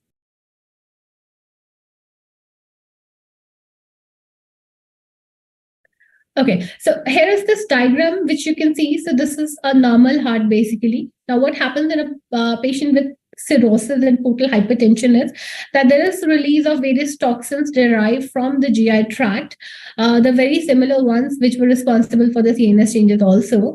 Now this leads to a reduced systemic vascular resistance and an adrenergic activation. Now, over a long period of time, handling all these changes, the heart tends to tries to compensate, and it compensates by an elevated cardiac output, by an LV hypertrophy, and there is potassium channel dysfunction and beta adrenergic receptor desensitization. Now, all these changes lead to a hyperdynamic sort of situation, hyperdynamic syndrome that I was mentioning, which mimics very much like a septic patient. And then there is impaired diastolic function, exercise intolerance, and there could be QT prolongation. Now, with this compromised heart, which is trying to maintain the hemodynamics of this patient, if there is any sort of precipitating factor like a sepsis or a TIPS, or even when the patient is undergoing the liver transplant, there could be further changes in the SVR and increased venous return. All of this will basically lead to an elevated LV filling and filling pressures and inability to maintain the cardiac output at this present. So this is the time that, because of these precipitating factors, the patient can land up of heart failure, pulmonary edema, hypertension, shock, or cardiorenal syndrome and arrhythmias. Now, by definition, cirrhotic cardiomyopathy has got various components. There would be a component of systolic dysfunction. There would be a diastolic dysfunction. And then there would be some extra things that we can find, the supportive criteria for the diagnosis of cirrhotic cardiomyopathy. In the systolic dysfunction, there's basically blunted increase in the cardiac output on exercise, volume change, or pharmacological stimuli, or resting ejection fraction of less than 55%. Amongst the diastolic dysfunction, what we usually see is that the ratio of early and late phase of the ventricular filling, EA ratio, becomes less than 1. And prolonged deceleration time and prolonged isovolumetric relaxation time can be seen. Among the supportive criteria, there would be electrophysiological abnormalities, abnormal chronotropic response. There could be electromechanical uncoupling and dyssynchrony. There could be prolonged QTC interval, enlarged LA, and there would be increased myocardial mass. These patients will have increased BNP and pro-BNP. And as many as 50% of these patients undergoing the LT develop some signs of cardiac dysfunction before the transplant. The patients with CTP class B and C presented at least with one feature of cardiomyopathy, cirrhotic cardiomyopathy, or either the QTC prolongation or the diastolic dysfunction. Apart from this, as I said, that because of the increased safety of the liver transplant, now we are seeing more and more elderly patients coming to us for liver transplant, and thus we do get concomitant coronary artery disease, either symptomatic or asymptomatic in these patients. Now, the presence of CAD in liver transplantation patient has been reported to increase the mortality by 50% and morbidity by almost 81%. Now, as the exercise tolerance in these patients with the ESLD is significantly reduced, it's pertinent to diagnose the asymptomatic ischemic heart disease during the preoperative testing. Dobutamine stress echo has become the preferred preoperative screening test to assess the adequacy of myocardial oxygen supply, valvular function, and for the diagnosis of intrapulmonary and shunts and the portopulmonary hypertension. Now, coming on to the next system, which frequently gets involved, is the pulmonary system. The problems that we see in the pulmonary systems can be as minimal as just a restrictive disorder because of the presence of ascites, or there can be hepatopulmonary syndrome, or there can be portopulmonary hypertension. We will break it down into 3 steps from here on. Now, what happens is that, many of these patients, they tend to have a pleural effusion greater than 500 ml without any underlying cardiac or pulmonary or pleural pathology. And this particular entity is called as the hepatic hydrothorax. The proposed mechanism being hypoalbuminemia, decreased colloid osmotic pressure leading on to the accumulation of fluid, azygous vein hypertension because of the portal hypertension, leakage of ascites via the diaphragmatic defects. So there are a lot of leaky channels between the diaphragm, from the diaphragm. So what some people believe is that, it is the ascitic fluid shifting up into the chest. And then there is transdiaphragmatic migration of the fluid via the lymphatic channels. Coming to the second entity here is the hepatopulmonary syndrome. It's basically a triad of liver disease, pulmonary vascular dilatation, and then change abnormalities, which will present either as an increased AA gradient, more than 20 mm mercury on room air in the sitting at rest, and thus leading to hypoxemia with a PO2 of less than 70 mm mercury. So various toxins which are coming, they basically lead to the vasodilatation and angiogenesis in the pulmonary system, and which causes the significant mismatch in the ventilation and the perfusion. You can see the normal vessels here, where the capillaries are small, there is no vasodilatation, and there is good gas exchange going on. Now, because of the liver disease and the persistent various mediators being present in the blood, they eventually lead to the vasodilatation around the alveoli and the capillary system. And this leads to a dilated vessel, the capillaries, and thus the oxygen diffusion becomes a problem here. The hallmark of this syndrome is basically the intrapulmonary shunting, which is happening at the alveolar level. Now, presence of orthodeoxia, basically when most patients that we see, they become comfortable when they are sitting up. However, this is exactly the opposite what happens in the hepatopulmonary syndrome, that the patient's oxygen would actually be lower while they are sitting up. A very pathognomic feature which is seen here, and it resolves spontaneously after the transplant for most patients. And the third entity that we usually see in these patients is the portopulmonary hypertension. It's basically defined as the pulmonary arterial pressure of greater than 25 mercury, pulmonary mean vascular resistance greater than the 240 dynes per second per centimeter raised to 5, and when the pulmonary capillary wedge pressures are less than 15 in the settings of the portal hypertension.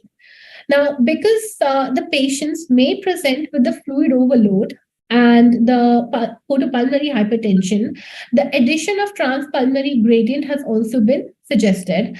Now, it's basically a very serious complication of the cirrhosis and is usually associated with the higher mortality beyond what is predicted by the MELD.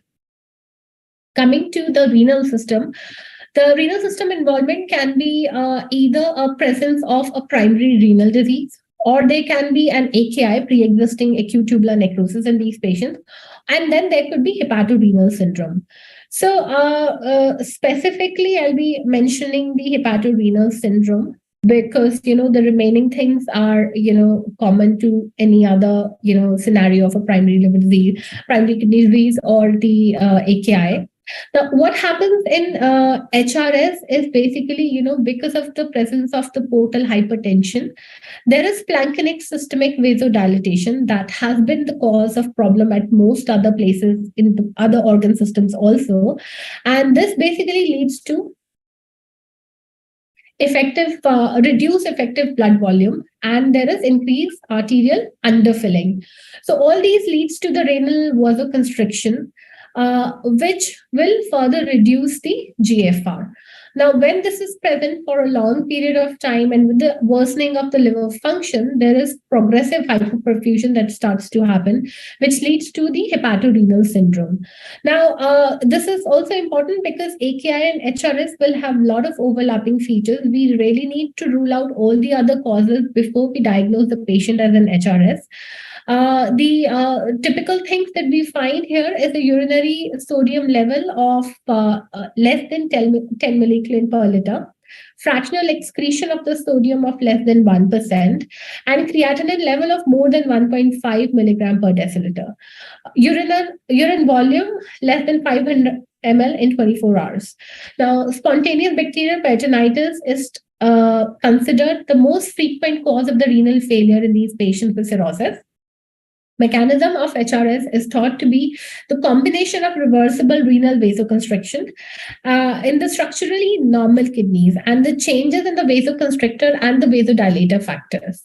Now, between the two types of there have been defined the two types of HRS. Now, HRS1 is basically a rapid onset over the weeks and it progresses really fast and has got a high mortality. The renal function may reverse spontaneously when the liver function improves.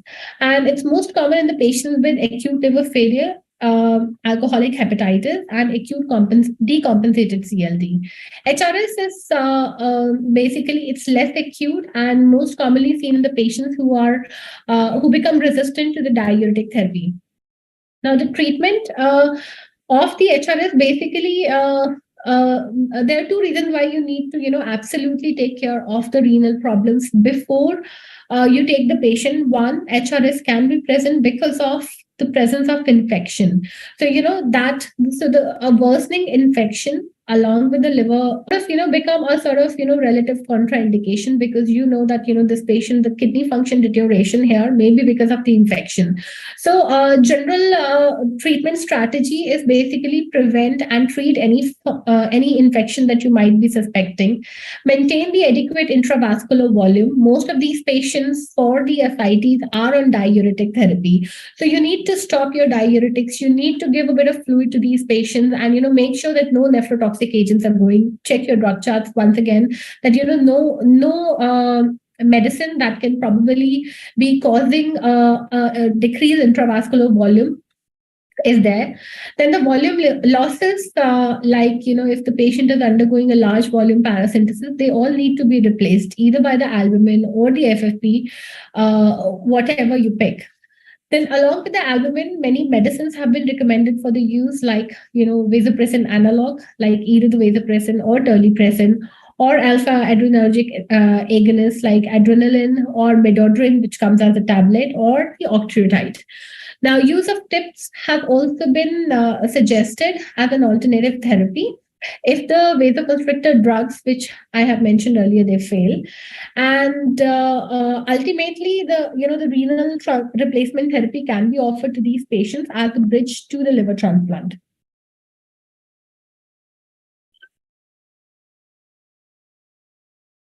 Coming to the gastrointestinal system, the most common feature that we see here is the portal hypertension and various effects because of that.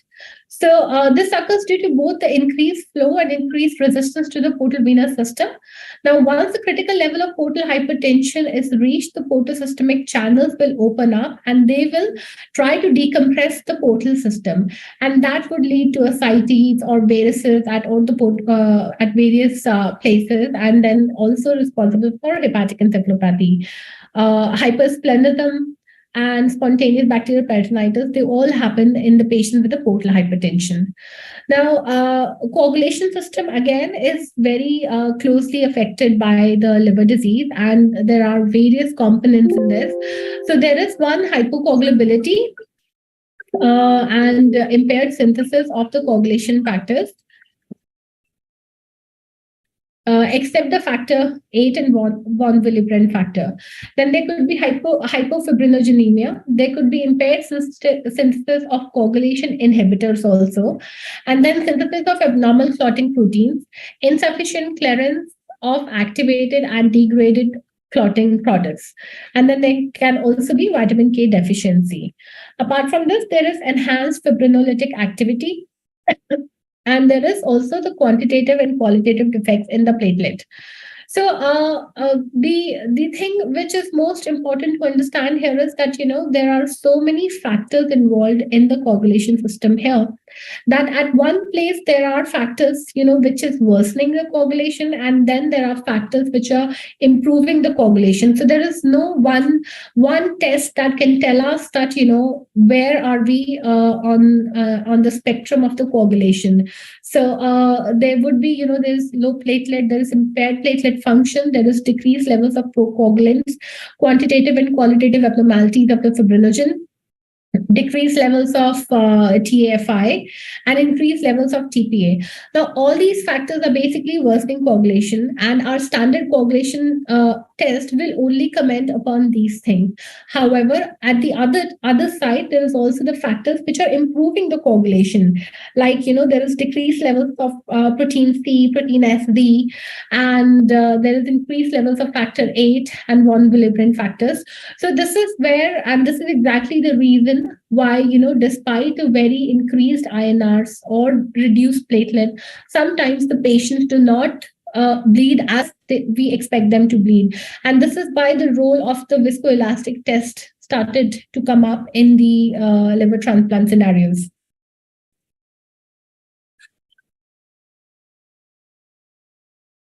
Coming to the metabolic system, so the acid-base disorders as well as the electrolyte abnormalities are very common. Most common acid-base disorder that you will see is the respiratory alkalosis, which is basically happening because of restrictive lung disorder. Lactic acidosis is another thing which is common entity in these patients. Hypoglycemia in severely ill patients is also present. It's basically because of the diminished hepatic glycogen stores and as well as because of the diminished gluconeogenesis.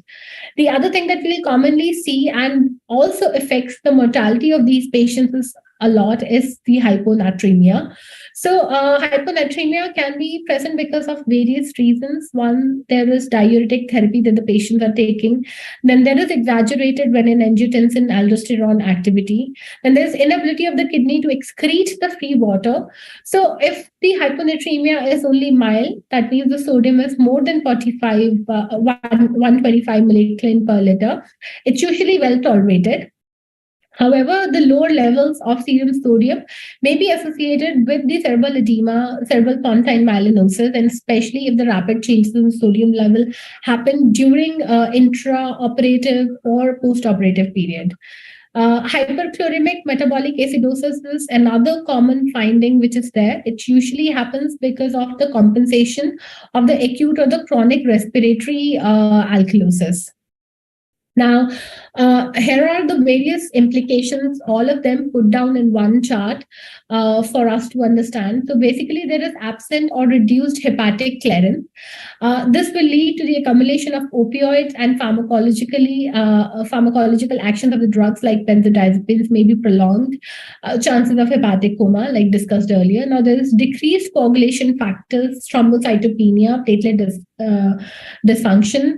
So coagulopathy, risk of perioperative hemorrhage, presence of ascites, there could be decreased FRC and effect of pulmonary gas, and decreased gastric emptying, and leading to the increased aspiration risk. Rebalancing of coagulation hemostasis may make some of the patients hypercoagulable despite a reduced platelet function.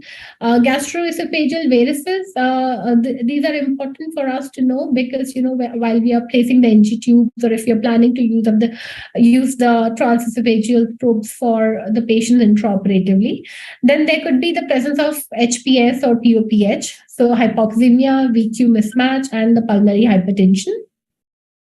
Enhance production or diminish hepatic clearance, or the vasodilatory substances such as nitric oxide, endogenous cannabinoids, which may lead to the tachycardia, increased cardiac output, and low mean arterial pressures and low systemic vascular resistance in these patients. And then the HRS, which we need to treat and manage in the perioperative period.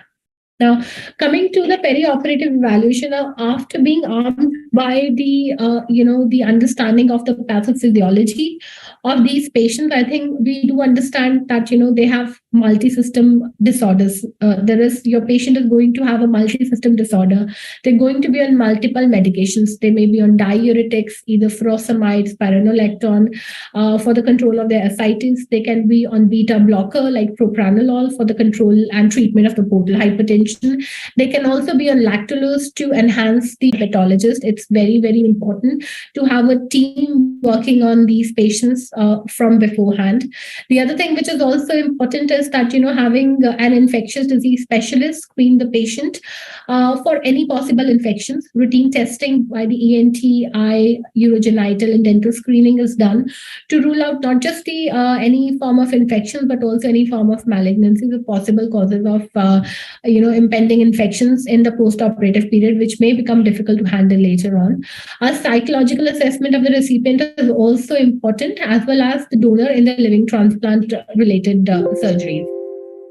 Now, so here's the list of the basic tests which are required, and then we will, go on to one by one, any specialized testing which is required. Most patients will have a full blood count. They'll have prothrombin time, activated prothrombin time, D-dimer, fibrinogen, renal function, and liver functions available. Apart from that, chest X-ray, ABG, and pulmonary function tests are usually done for all these patients. The basic cardiac evaluation includes the 12-lead ECG, echocardiography, stress testing, coronary angiography if indicated, and we will discuss the indications. And then there would be the abdominal ultrasound to look for the spleen size, to look for any other problems. Upper GI endoscopy to rule out varices and how safely can we place the NG tubes or RTE probes. Colonoscopies, again, for the varices. MRI for the liver anatomy, which usually the surgical team will be getting it done. Psychosocial and nutritional assessment. Nutritional assessment is very, very important because that will play a very important role at the time of rehabilitation of these patients.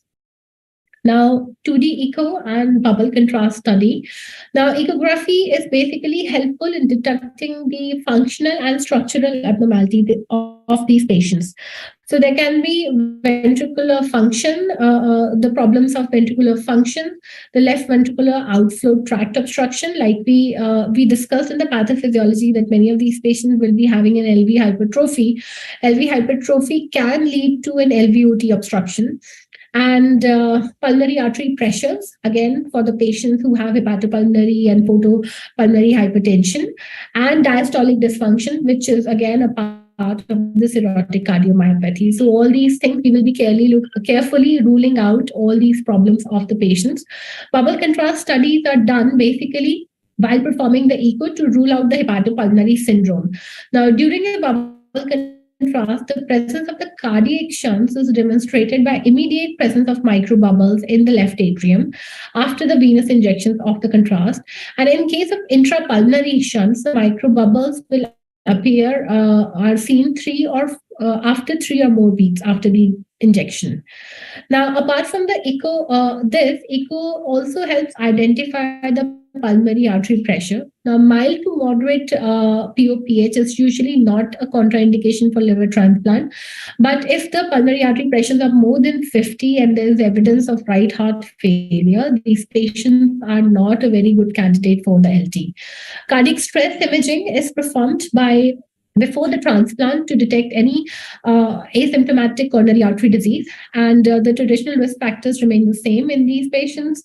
So male 45, female 55 years old, diabetes, smoker, hypercholesterolemia, hypertension, family history of coronary artery disease.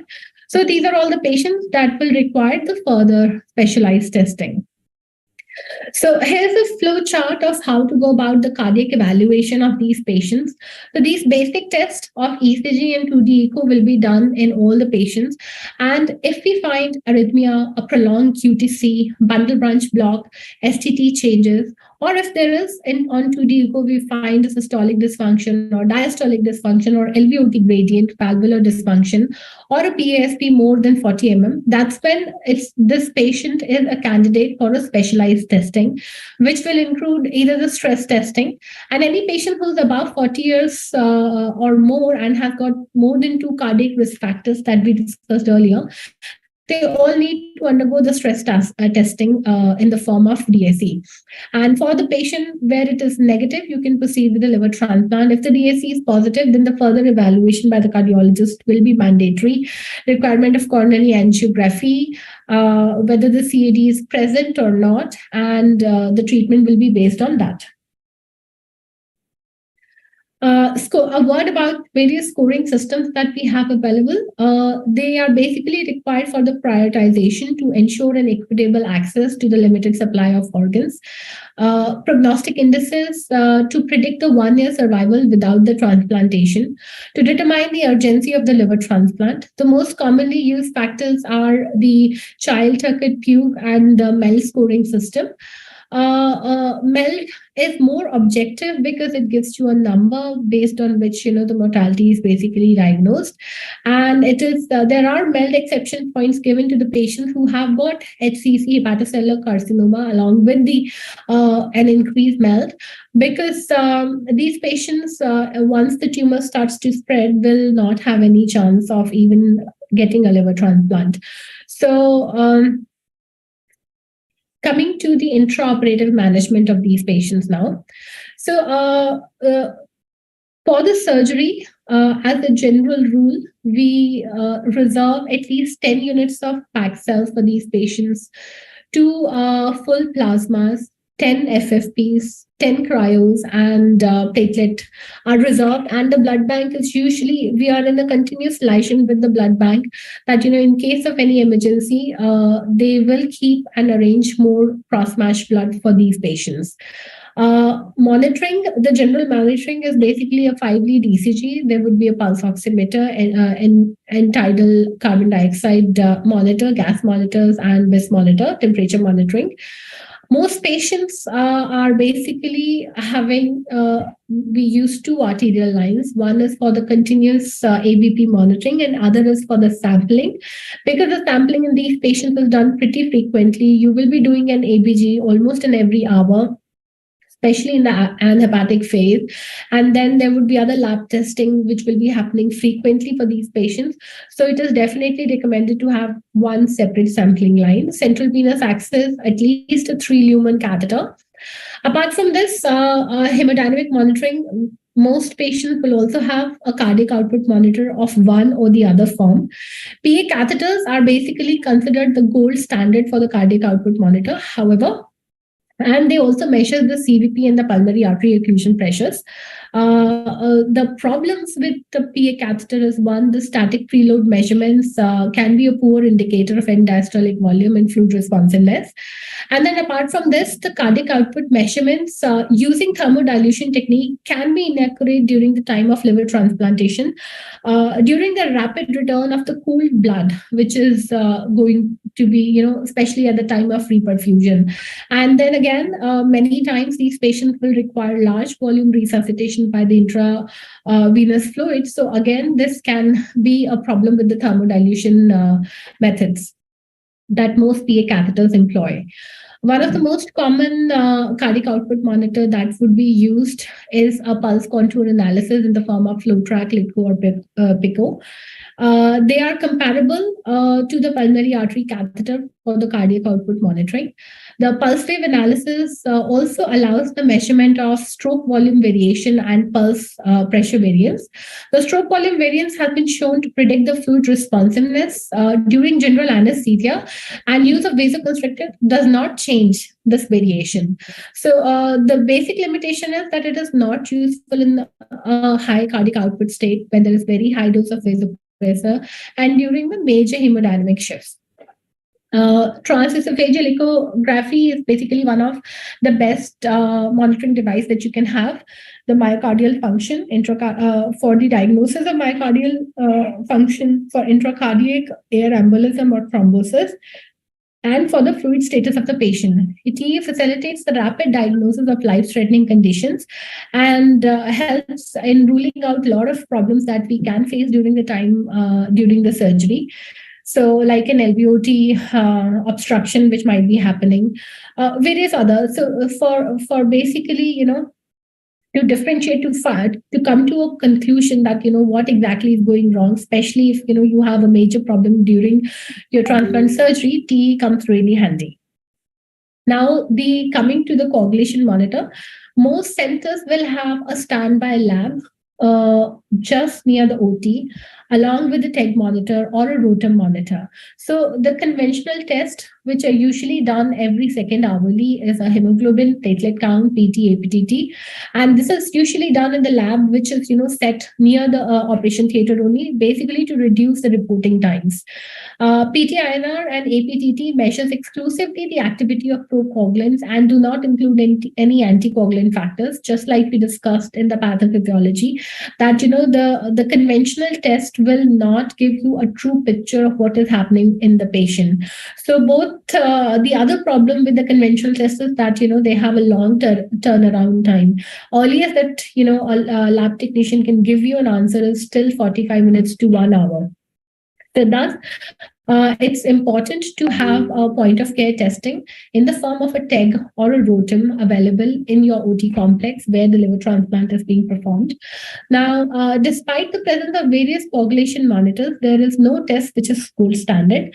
Preoperative coagulation tests do not predict the intraoperative bleeding, and the blood loss in the liver transplant is often related to the portal hypertension, surgical bleeding, then the coagulopathy. So this is the picture of the TEG machine that we use at our center. And these are the signature TEGs which are available.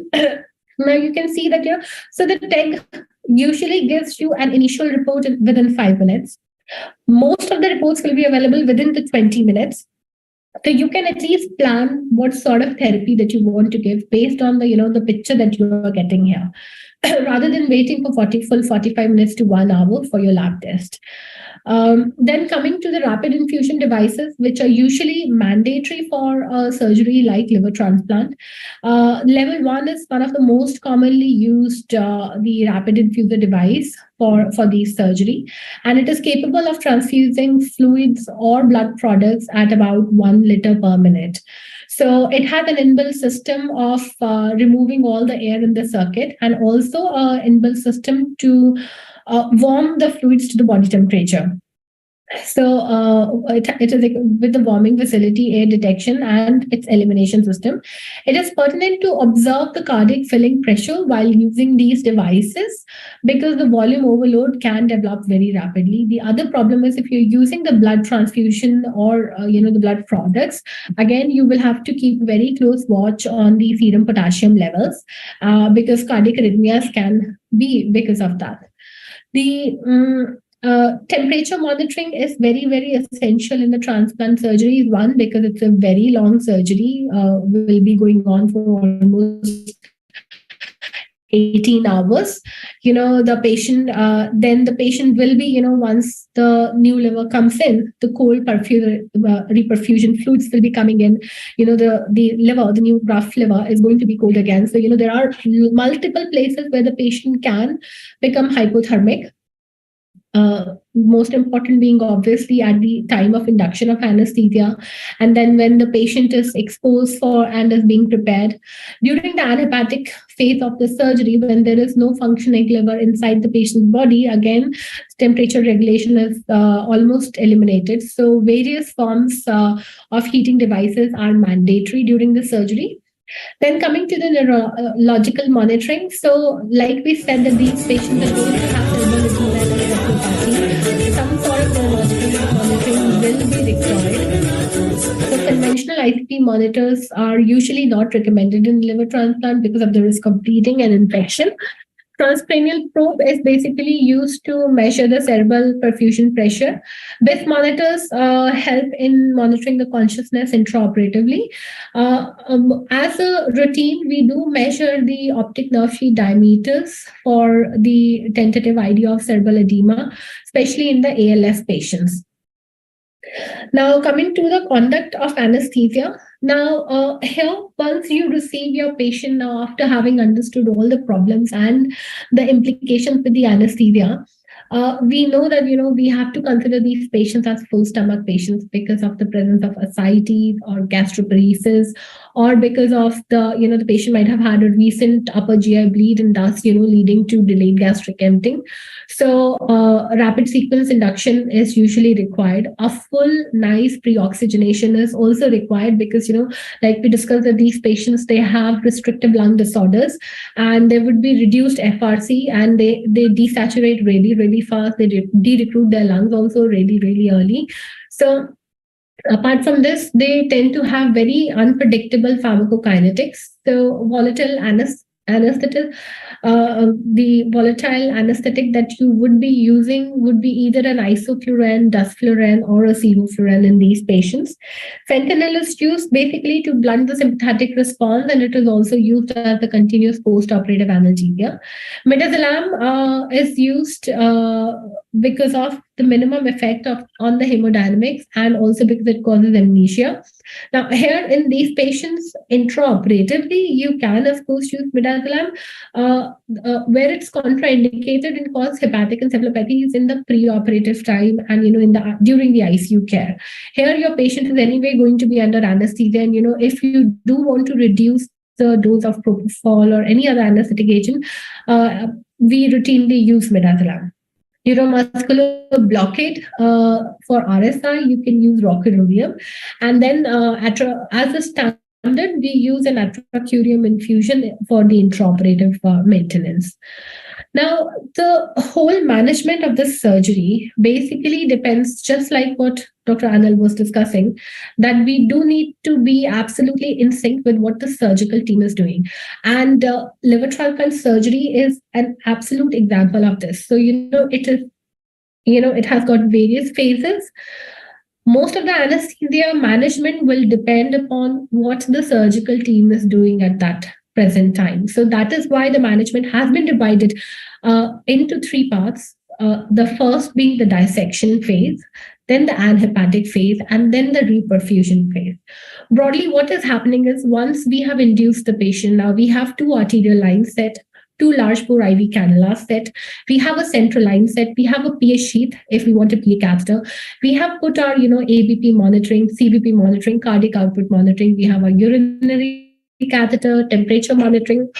And, the patient is nicely covered, draped, the temperature monitoring devices are set, and we hand over the patient. Once the surgery starts, the first phase that is there is the dissection phase, which basically starts with a surgical incision, and it lasts till the vessels of the liver are clamped. So, vessels like the hepatic artery and portal vein. Once they are clamped and the liver is now not getting any sort of blood supply, both the major vessels which were supplying oxygen to the liver have been clamped. So that whole part is basically called the dissection phase. So what is happening here is that, they're going to open up the liver, they will clamp various vessels, they will do the dissection, reach the liver area. They would also at this point in time will be dissecting all the collateral vessels, they'll be trying to prepare and move and mobilize the whole liver to be taken out. So these hepatic artery and the portal vein clamp is done as the last, so as to enhance the, basically to reduce the anhepatic phase, which is going to follow this. So once these vessels are clamped and till the time the new liver comes in, this is basically an anhepatic phase, a phase where there is no functional liver in patient's body, and you will be seeing maximum metabolic problems during this time. Now, once the new liver has been implanted, the vascular anastomosis of the veins, the portal vein and the hepatic vein is done. Usually, this is the point where the liver graft is reperfused. Again, the artery and the biliary anastomosis are done after the reperfusion. So that is all part of the reperfusion phase. So now at this point, because you have a new liver, you have a graft which has come in, there would be, the reperfusion syndrome. So the problems in this phase are going to be again different. And now we will be, discussing all the problems that happen during these phases. So like I said, the dissection phase, it's basically, which starts with an inverted T or an extended or bilateral subcostal incision. And the structures around the liver, infrahepatic, suprahepatic vena, porta, hepatis are mobilized, and hepatic artery and bile duct are divided during this time. A table-mounted Thomson and Omni is most commonly used to facilitate the intra-abdominal exposure. When they are applying the retractor, there will be a transient decrease in the venous return to the heart, and there will be a reduced cardiac output. So retractor application can also result in transient arrhythmias in some of the patients. So this is very important. This happens before once the incision is done, the next thing that they do is they put a retractor there. So, you have to be watching for the blood pressure and the changes during this time. And if the blood pressure is not coming up, you need to alert your surgeon, either the relief of retractor or, they need to put it back again. So this is a very important step. And then because a lot of mobilization of the vessels and suprahepatic vena cava is happening at this point in time, this is also one of the problems that massive bleeding and major fluid shifts can happen. Now you see, because here the bleeding is mainly happening is the surgical bleed. So, you need to, rather than using, you will be losing a lot of blood, and you need to be alert that, what exactly is happening. So, if you're losing blood and blood products, you may have to use more fluids and blood products in this time, rather than using the vasopressors. Then drainage of the large volume ascites, and excessive bleeding in these patients because of the portal hypertension and many collaterals. And if the patient has had any sort of previous abdominal surgeries, or if it's patient who has been treated for spontaneous bacterial peritonitis repeated times earlier, they all have a higher chances of bleeding in this phase.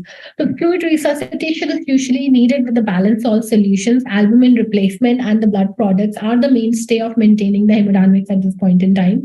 Large volume drainage paracentesis, when it's happening, you may also need to replace albumin at that time. So the excessive use of crystalloid can cause the coagulopathy and hypocalcemia, hypothermia, acidosis. So you need to keep a close watch. As a routine, we do the ABGs, serial ABGs every second hourly of these patients. Our ABG machine will also tell us the idea of the various electrolytes which are there, and we keep on correcting them simultaneously. Transfusion therapy is best guided by the TEG or ROTAM, like I have discussed. So the most crucial goal during this stage is to optimize the fluid status. Important to remember that the dissection phase, we're going to lose some blood during the surgical bleeding. So the replacement, the maintaining of hemodynamics primarily depend upon the fluids and blood products and albumin, and cautious use of vasopressors at this point in time. So once the vessels have been clamped, the hepatic veins, portal vein and hepatic artery, once they have been clamped, the liver is going to be removed. And this is where, after the clamping, the anhepatic phase is going to stop. This stage also involves preparation of IVC for implantation, and following which the new liver will be inserted. Now, systemic hepatic function ceases completely. Obviously, whatever little function that the cirrhotic liver was doing, now it is all out of the circulation. There is no functional liver in your patient right now. And this leads to rapid development of the acidosis, hypocalcemia, hypoglycemia. There could be acidosis and anuria, which can lead to hyperkalemia at this stage. So these are the major problems that we are going to face now. So the calcium is going to drop, the acid-base imbalances are going to start, the electrolyte imbalances are going to start. Patient may need the dextrose infusion to support the glucose. They may also need, insulin dextrose infusions for the treatment of hyperkalemia during this phase. Then the venous return from the inferior vena cava is partially or completely occluded. Thus, the hemodynamic instability is also common. So now, because there is more of acid-base abnormalities and, because there is less losses happening right now, the mainstay of the hemodynamic maintenance will be on the vasopressors. So they are ideally maintained by the vasopressors rather than the fluid, which was the mainstay of the treatment in the earlier part of the surgery. Now, excessive fluid resuscitation during this stage can lead to congestion of the... So if you end up giving a lot of fluid during this stage, once the new liver is reperfused, there can be congestion of the graft, which may not be a very good idea for a good graft function at this point in time.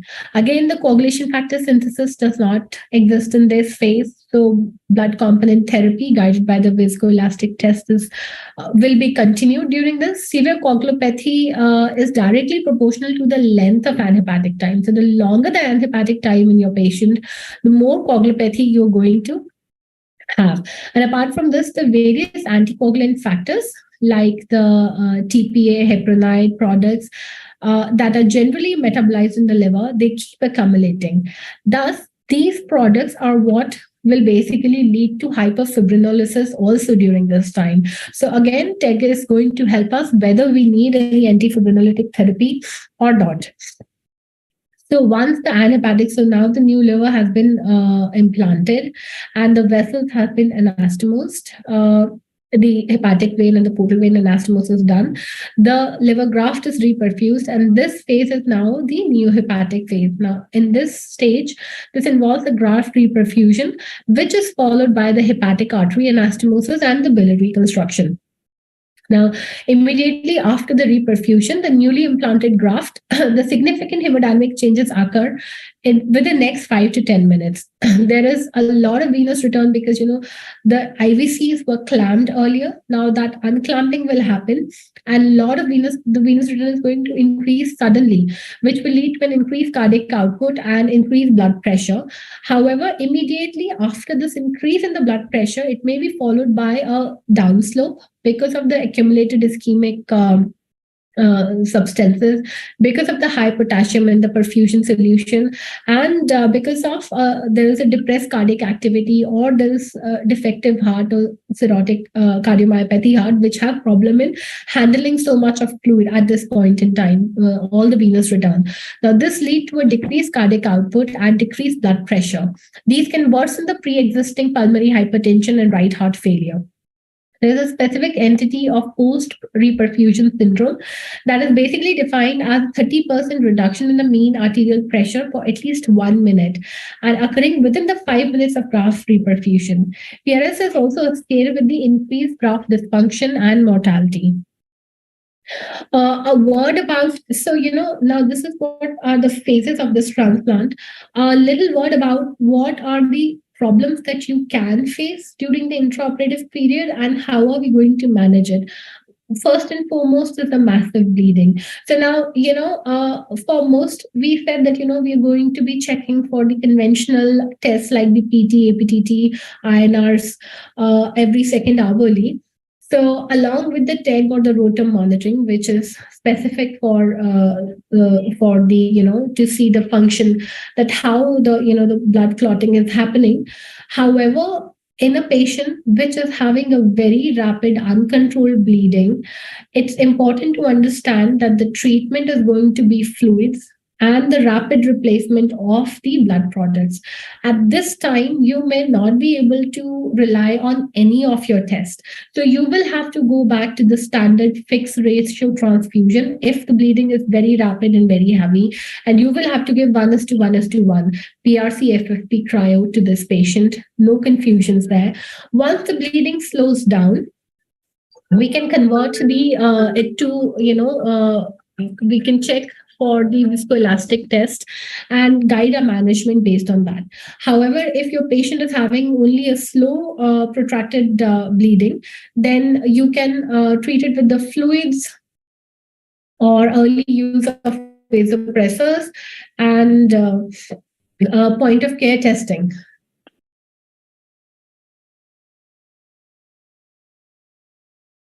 The other problem that you can face during the intraoperative period is intracardiac thrombus. ICT presents intraoperatively as the right ventricular failure.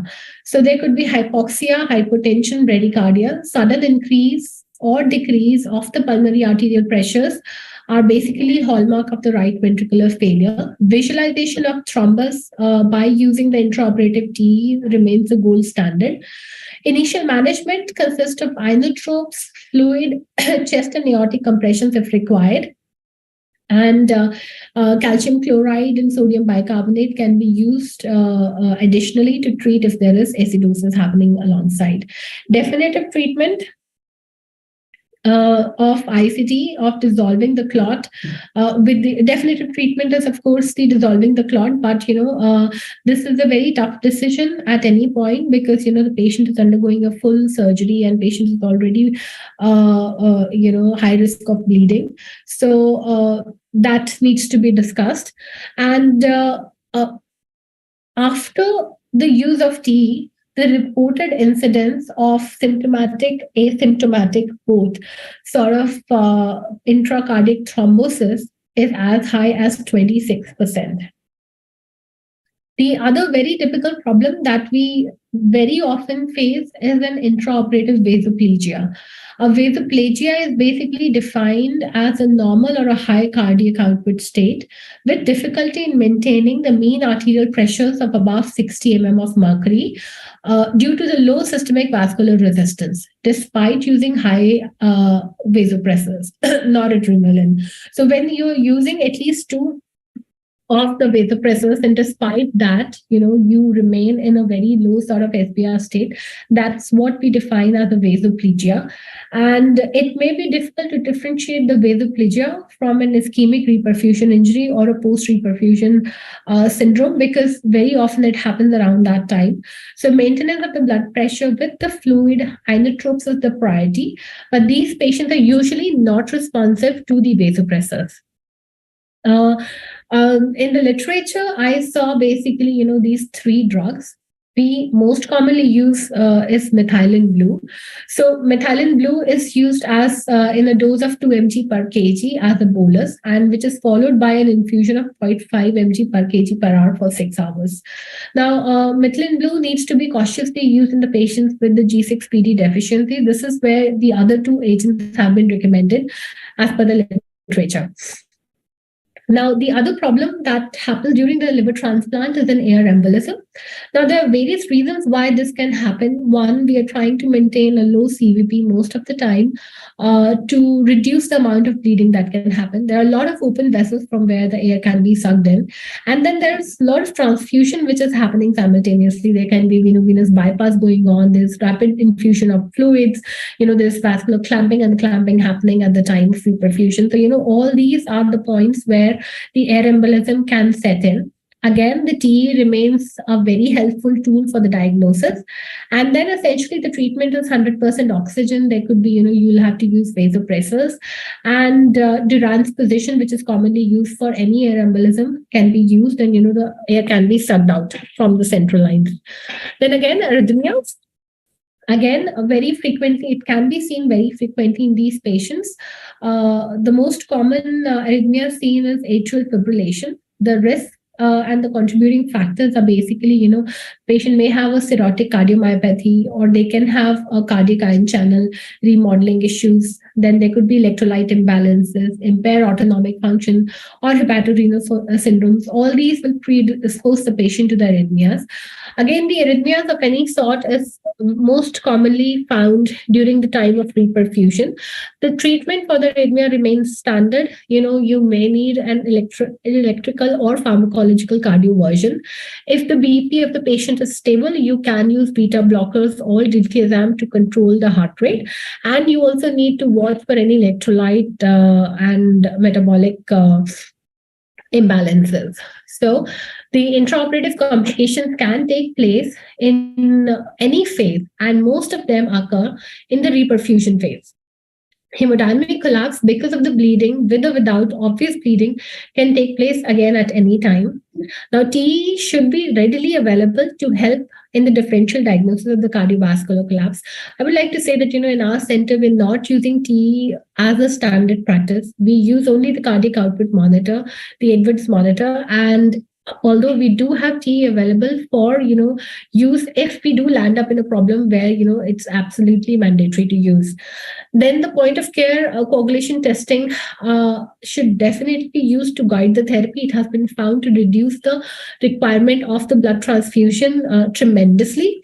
And care should be taken to maintain the temperature, electrolyte, and acid load. It is difficult to predict the intraoperative complications. Therefore, adequate help in the form of additional manpower, adequate blood products, and devices should always be available. Most patients are shifted to the ICU, and extubations happen in the ICU. After ascertaining the good graft function. The first Doppler is done intraoperatively after the reperfusion of the vessels, and once the arterial anastomosis have been done. So that's when the first graft function by the Doppler is checked.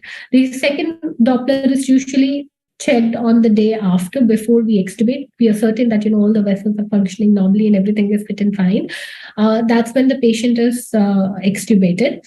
The other ways of finding of ensuring that your graft function of this patient is perfect is that there will be a decreasing requirement of the vasopressors. Then there will be decreasing coagulopathy, and then there would be reduced lactate levels. So more and more centers are now fast-tracking the extubation safely at the end of the procedure in the operating room or upon the arrival to ICU immediately, rather than waiting for long. So now a word about the acute liver failure here. So acute liver failure can be, just the similar clinical findings that can be present because of any cause. There will be a jaundice, there will be encephalopathy with cerebral edema, coagulopathy, vasodilatory state, renal dysfunction, hypoglycemia, and immune dysfunction.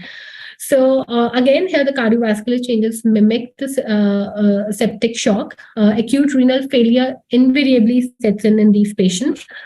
These patients can have higher grade of encephalopathy. So their management, the very initial management, it's important to have an elective intubation to prevent any sort of problems happening because of the cerebral edema. they need to have an immediate CT before, as a protocol, once the patient arrives in the emergency. And if they have high grade encephalopathy, we electively intubate the patient, we put them on a deep sedation, we get a CT done to see the grades of the encephalopathy, the cerebral edema, and then we take them to the ICU, where we sort of maintain them on the therapy to reduce the ICP in the ICU. CRT is also commonly employed to reduce the amount of ammonia levels. It has been found to be a very good supportive measure. Apart from that, CRT may also be required to support the renal function in these patients. Hypoglycemia occurs very commonly, and that needs to be managed. If the patient fits into the criteria for the transplant, the similar precautions need to be continued even in the operation theater when the transplant is being done. Optic nerve sheath diameter, we check it routinely, almost every 6 hourly for these patients to keep an eye. Intraoperatively, also the YNSDs are checked as a protocol in our institute. Increasingly, pediatric liver transplant numbers are also going up, and it remains a very challenging surgery because, patients' age, their weight, and because of the multi-organ involvement. Biliary atresia is the most common cause in kids, and then the second most common cause is the metabolic liver disease. Now, these patients usually have accompanying congenital malformations like the splenic malformations or situs inversus, or sometimes absent IVC. Many of these kids have also undergone some form of surgery like a Kasai portoenterostomy to correct their hyperbilirubinemia early on, which can lead to the problems during the dissection phase, increased chances of bleeding again. So venous arterial access are definitely challenging. There is less chance of, the most cardiac output monitors that we use are not reliable in kids or in any patient under 20 kg weight. So they are not helpful. And then invariably, these patients are very malnourished. A 1-year-old child would hardly be weighing 4 kg, 4.5 kg. They'll have huge ascites, hardly any muscle mass. So, the problems with pediatric liver transplant are specific and very, very unique. Now, finally, so basically liver transplant, it's advanced perioperative monitoring and appropriate management are needed to ensure the long-term success of the surgery and prevent both early and late complications. Respiratory, hemodynamic, electrolyte, neurological, GI, and nutritional state affect the outcome of liver transplant patients, and especially in the early phase after the surgery. Hemodynamic stability is crucial in the post-liver transplant management. The goal is to retain the graft acceptance as long as possible and reduction of morbidity and mortality in the post-transplant patients. Thank you. Thank you, Dr. Anupam Madam, for extensive coverage of this subject. And since she has extensively covered the subject, I hope there is no need for any discussion. So with that, we come to the end of this session. At this juncture, I like to thank the three speakers of today, Dr. Anilkumar, Dr. Anupam Madam, and Dr. GOMATHI Madam. They have covered the topic extensively. I hope our postgraduate will remember this day forever because of the most excellent presentation by the three speakers. I thank the organizers, the sponsors, Akrula, and the host, A1 Logics, and also the Anaesthesia TV collaboration. Thank you, one and all. We will meet the next week with another excellent presentation. Thank you. Thank you. Thank you, sir. Thank you, sir. Thank you, Rajesh, sir. Thank you, madam. Thank you.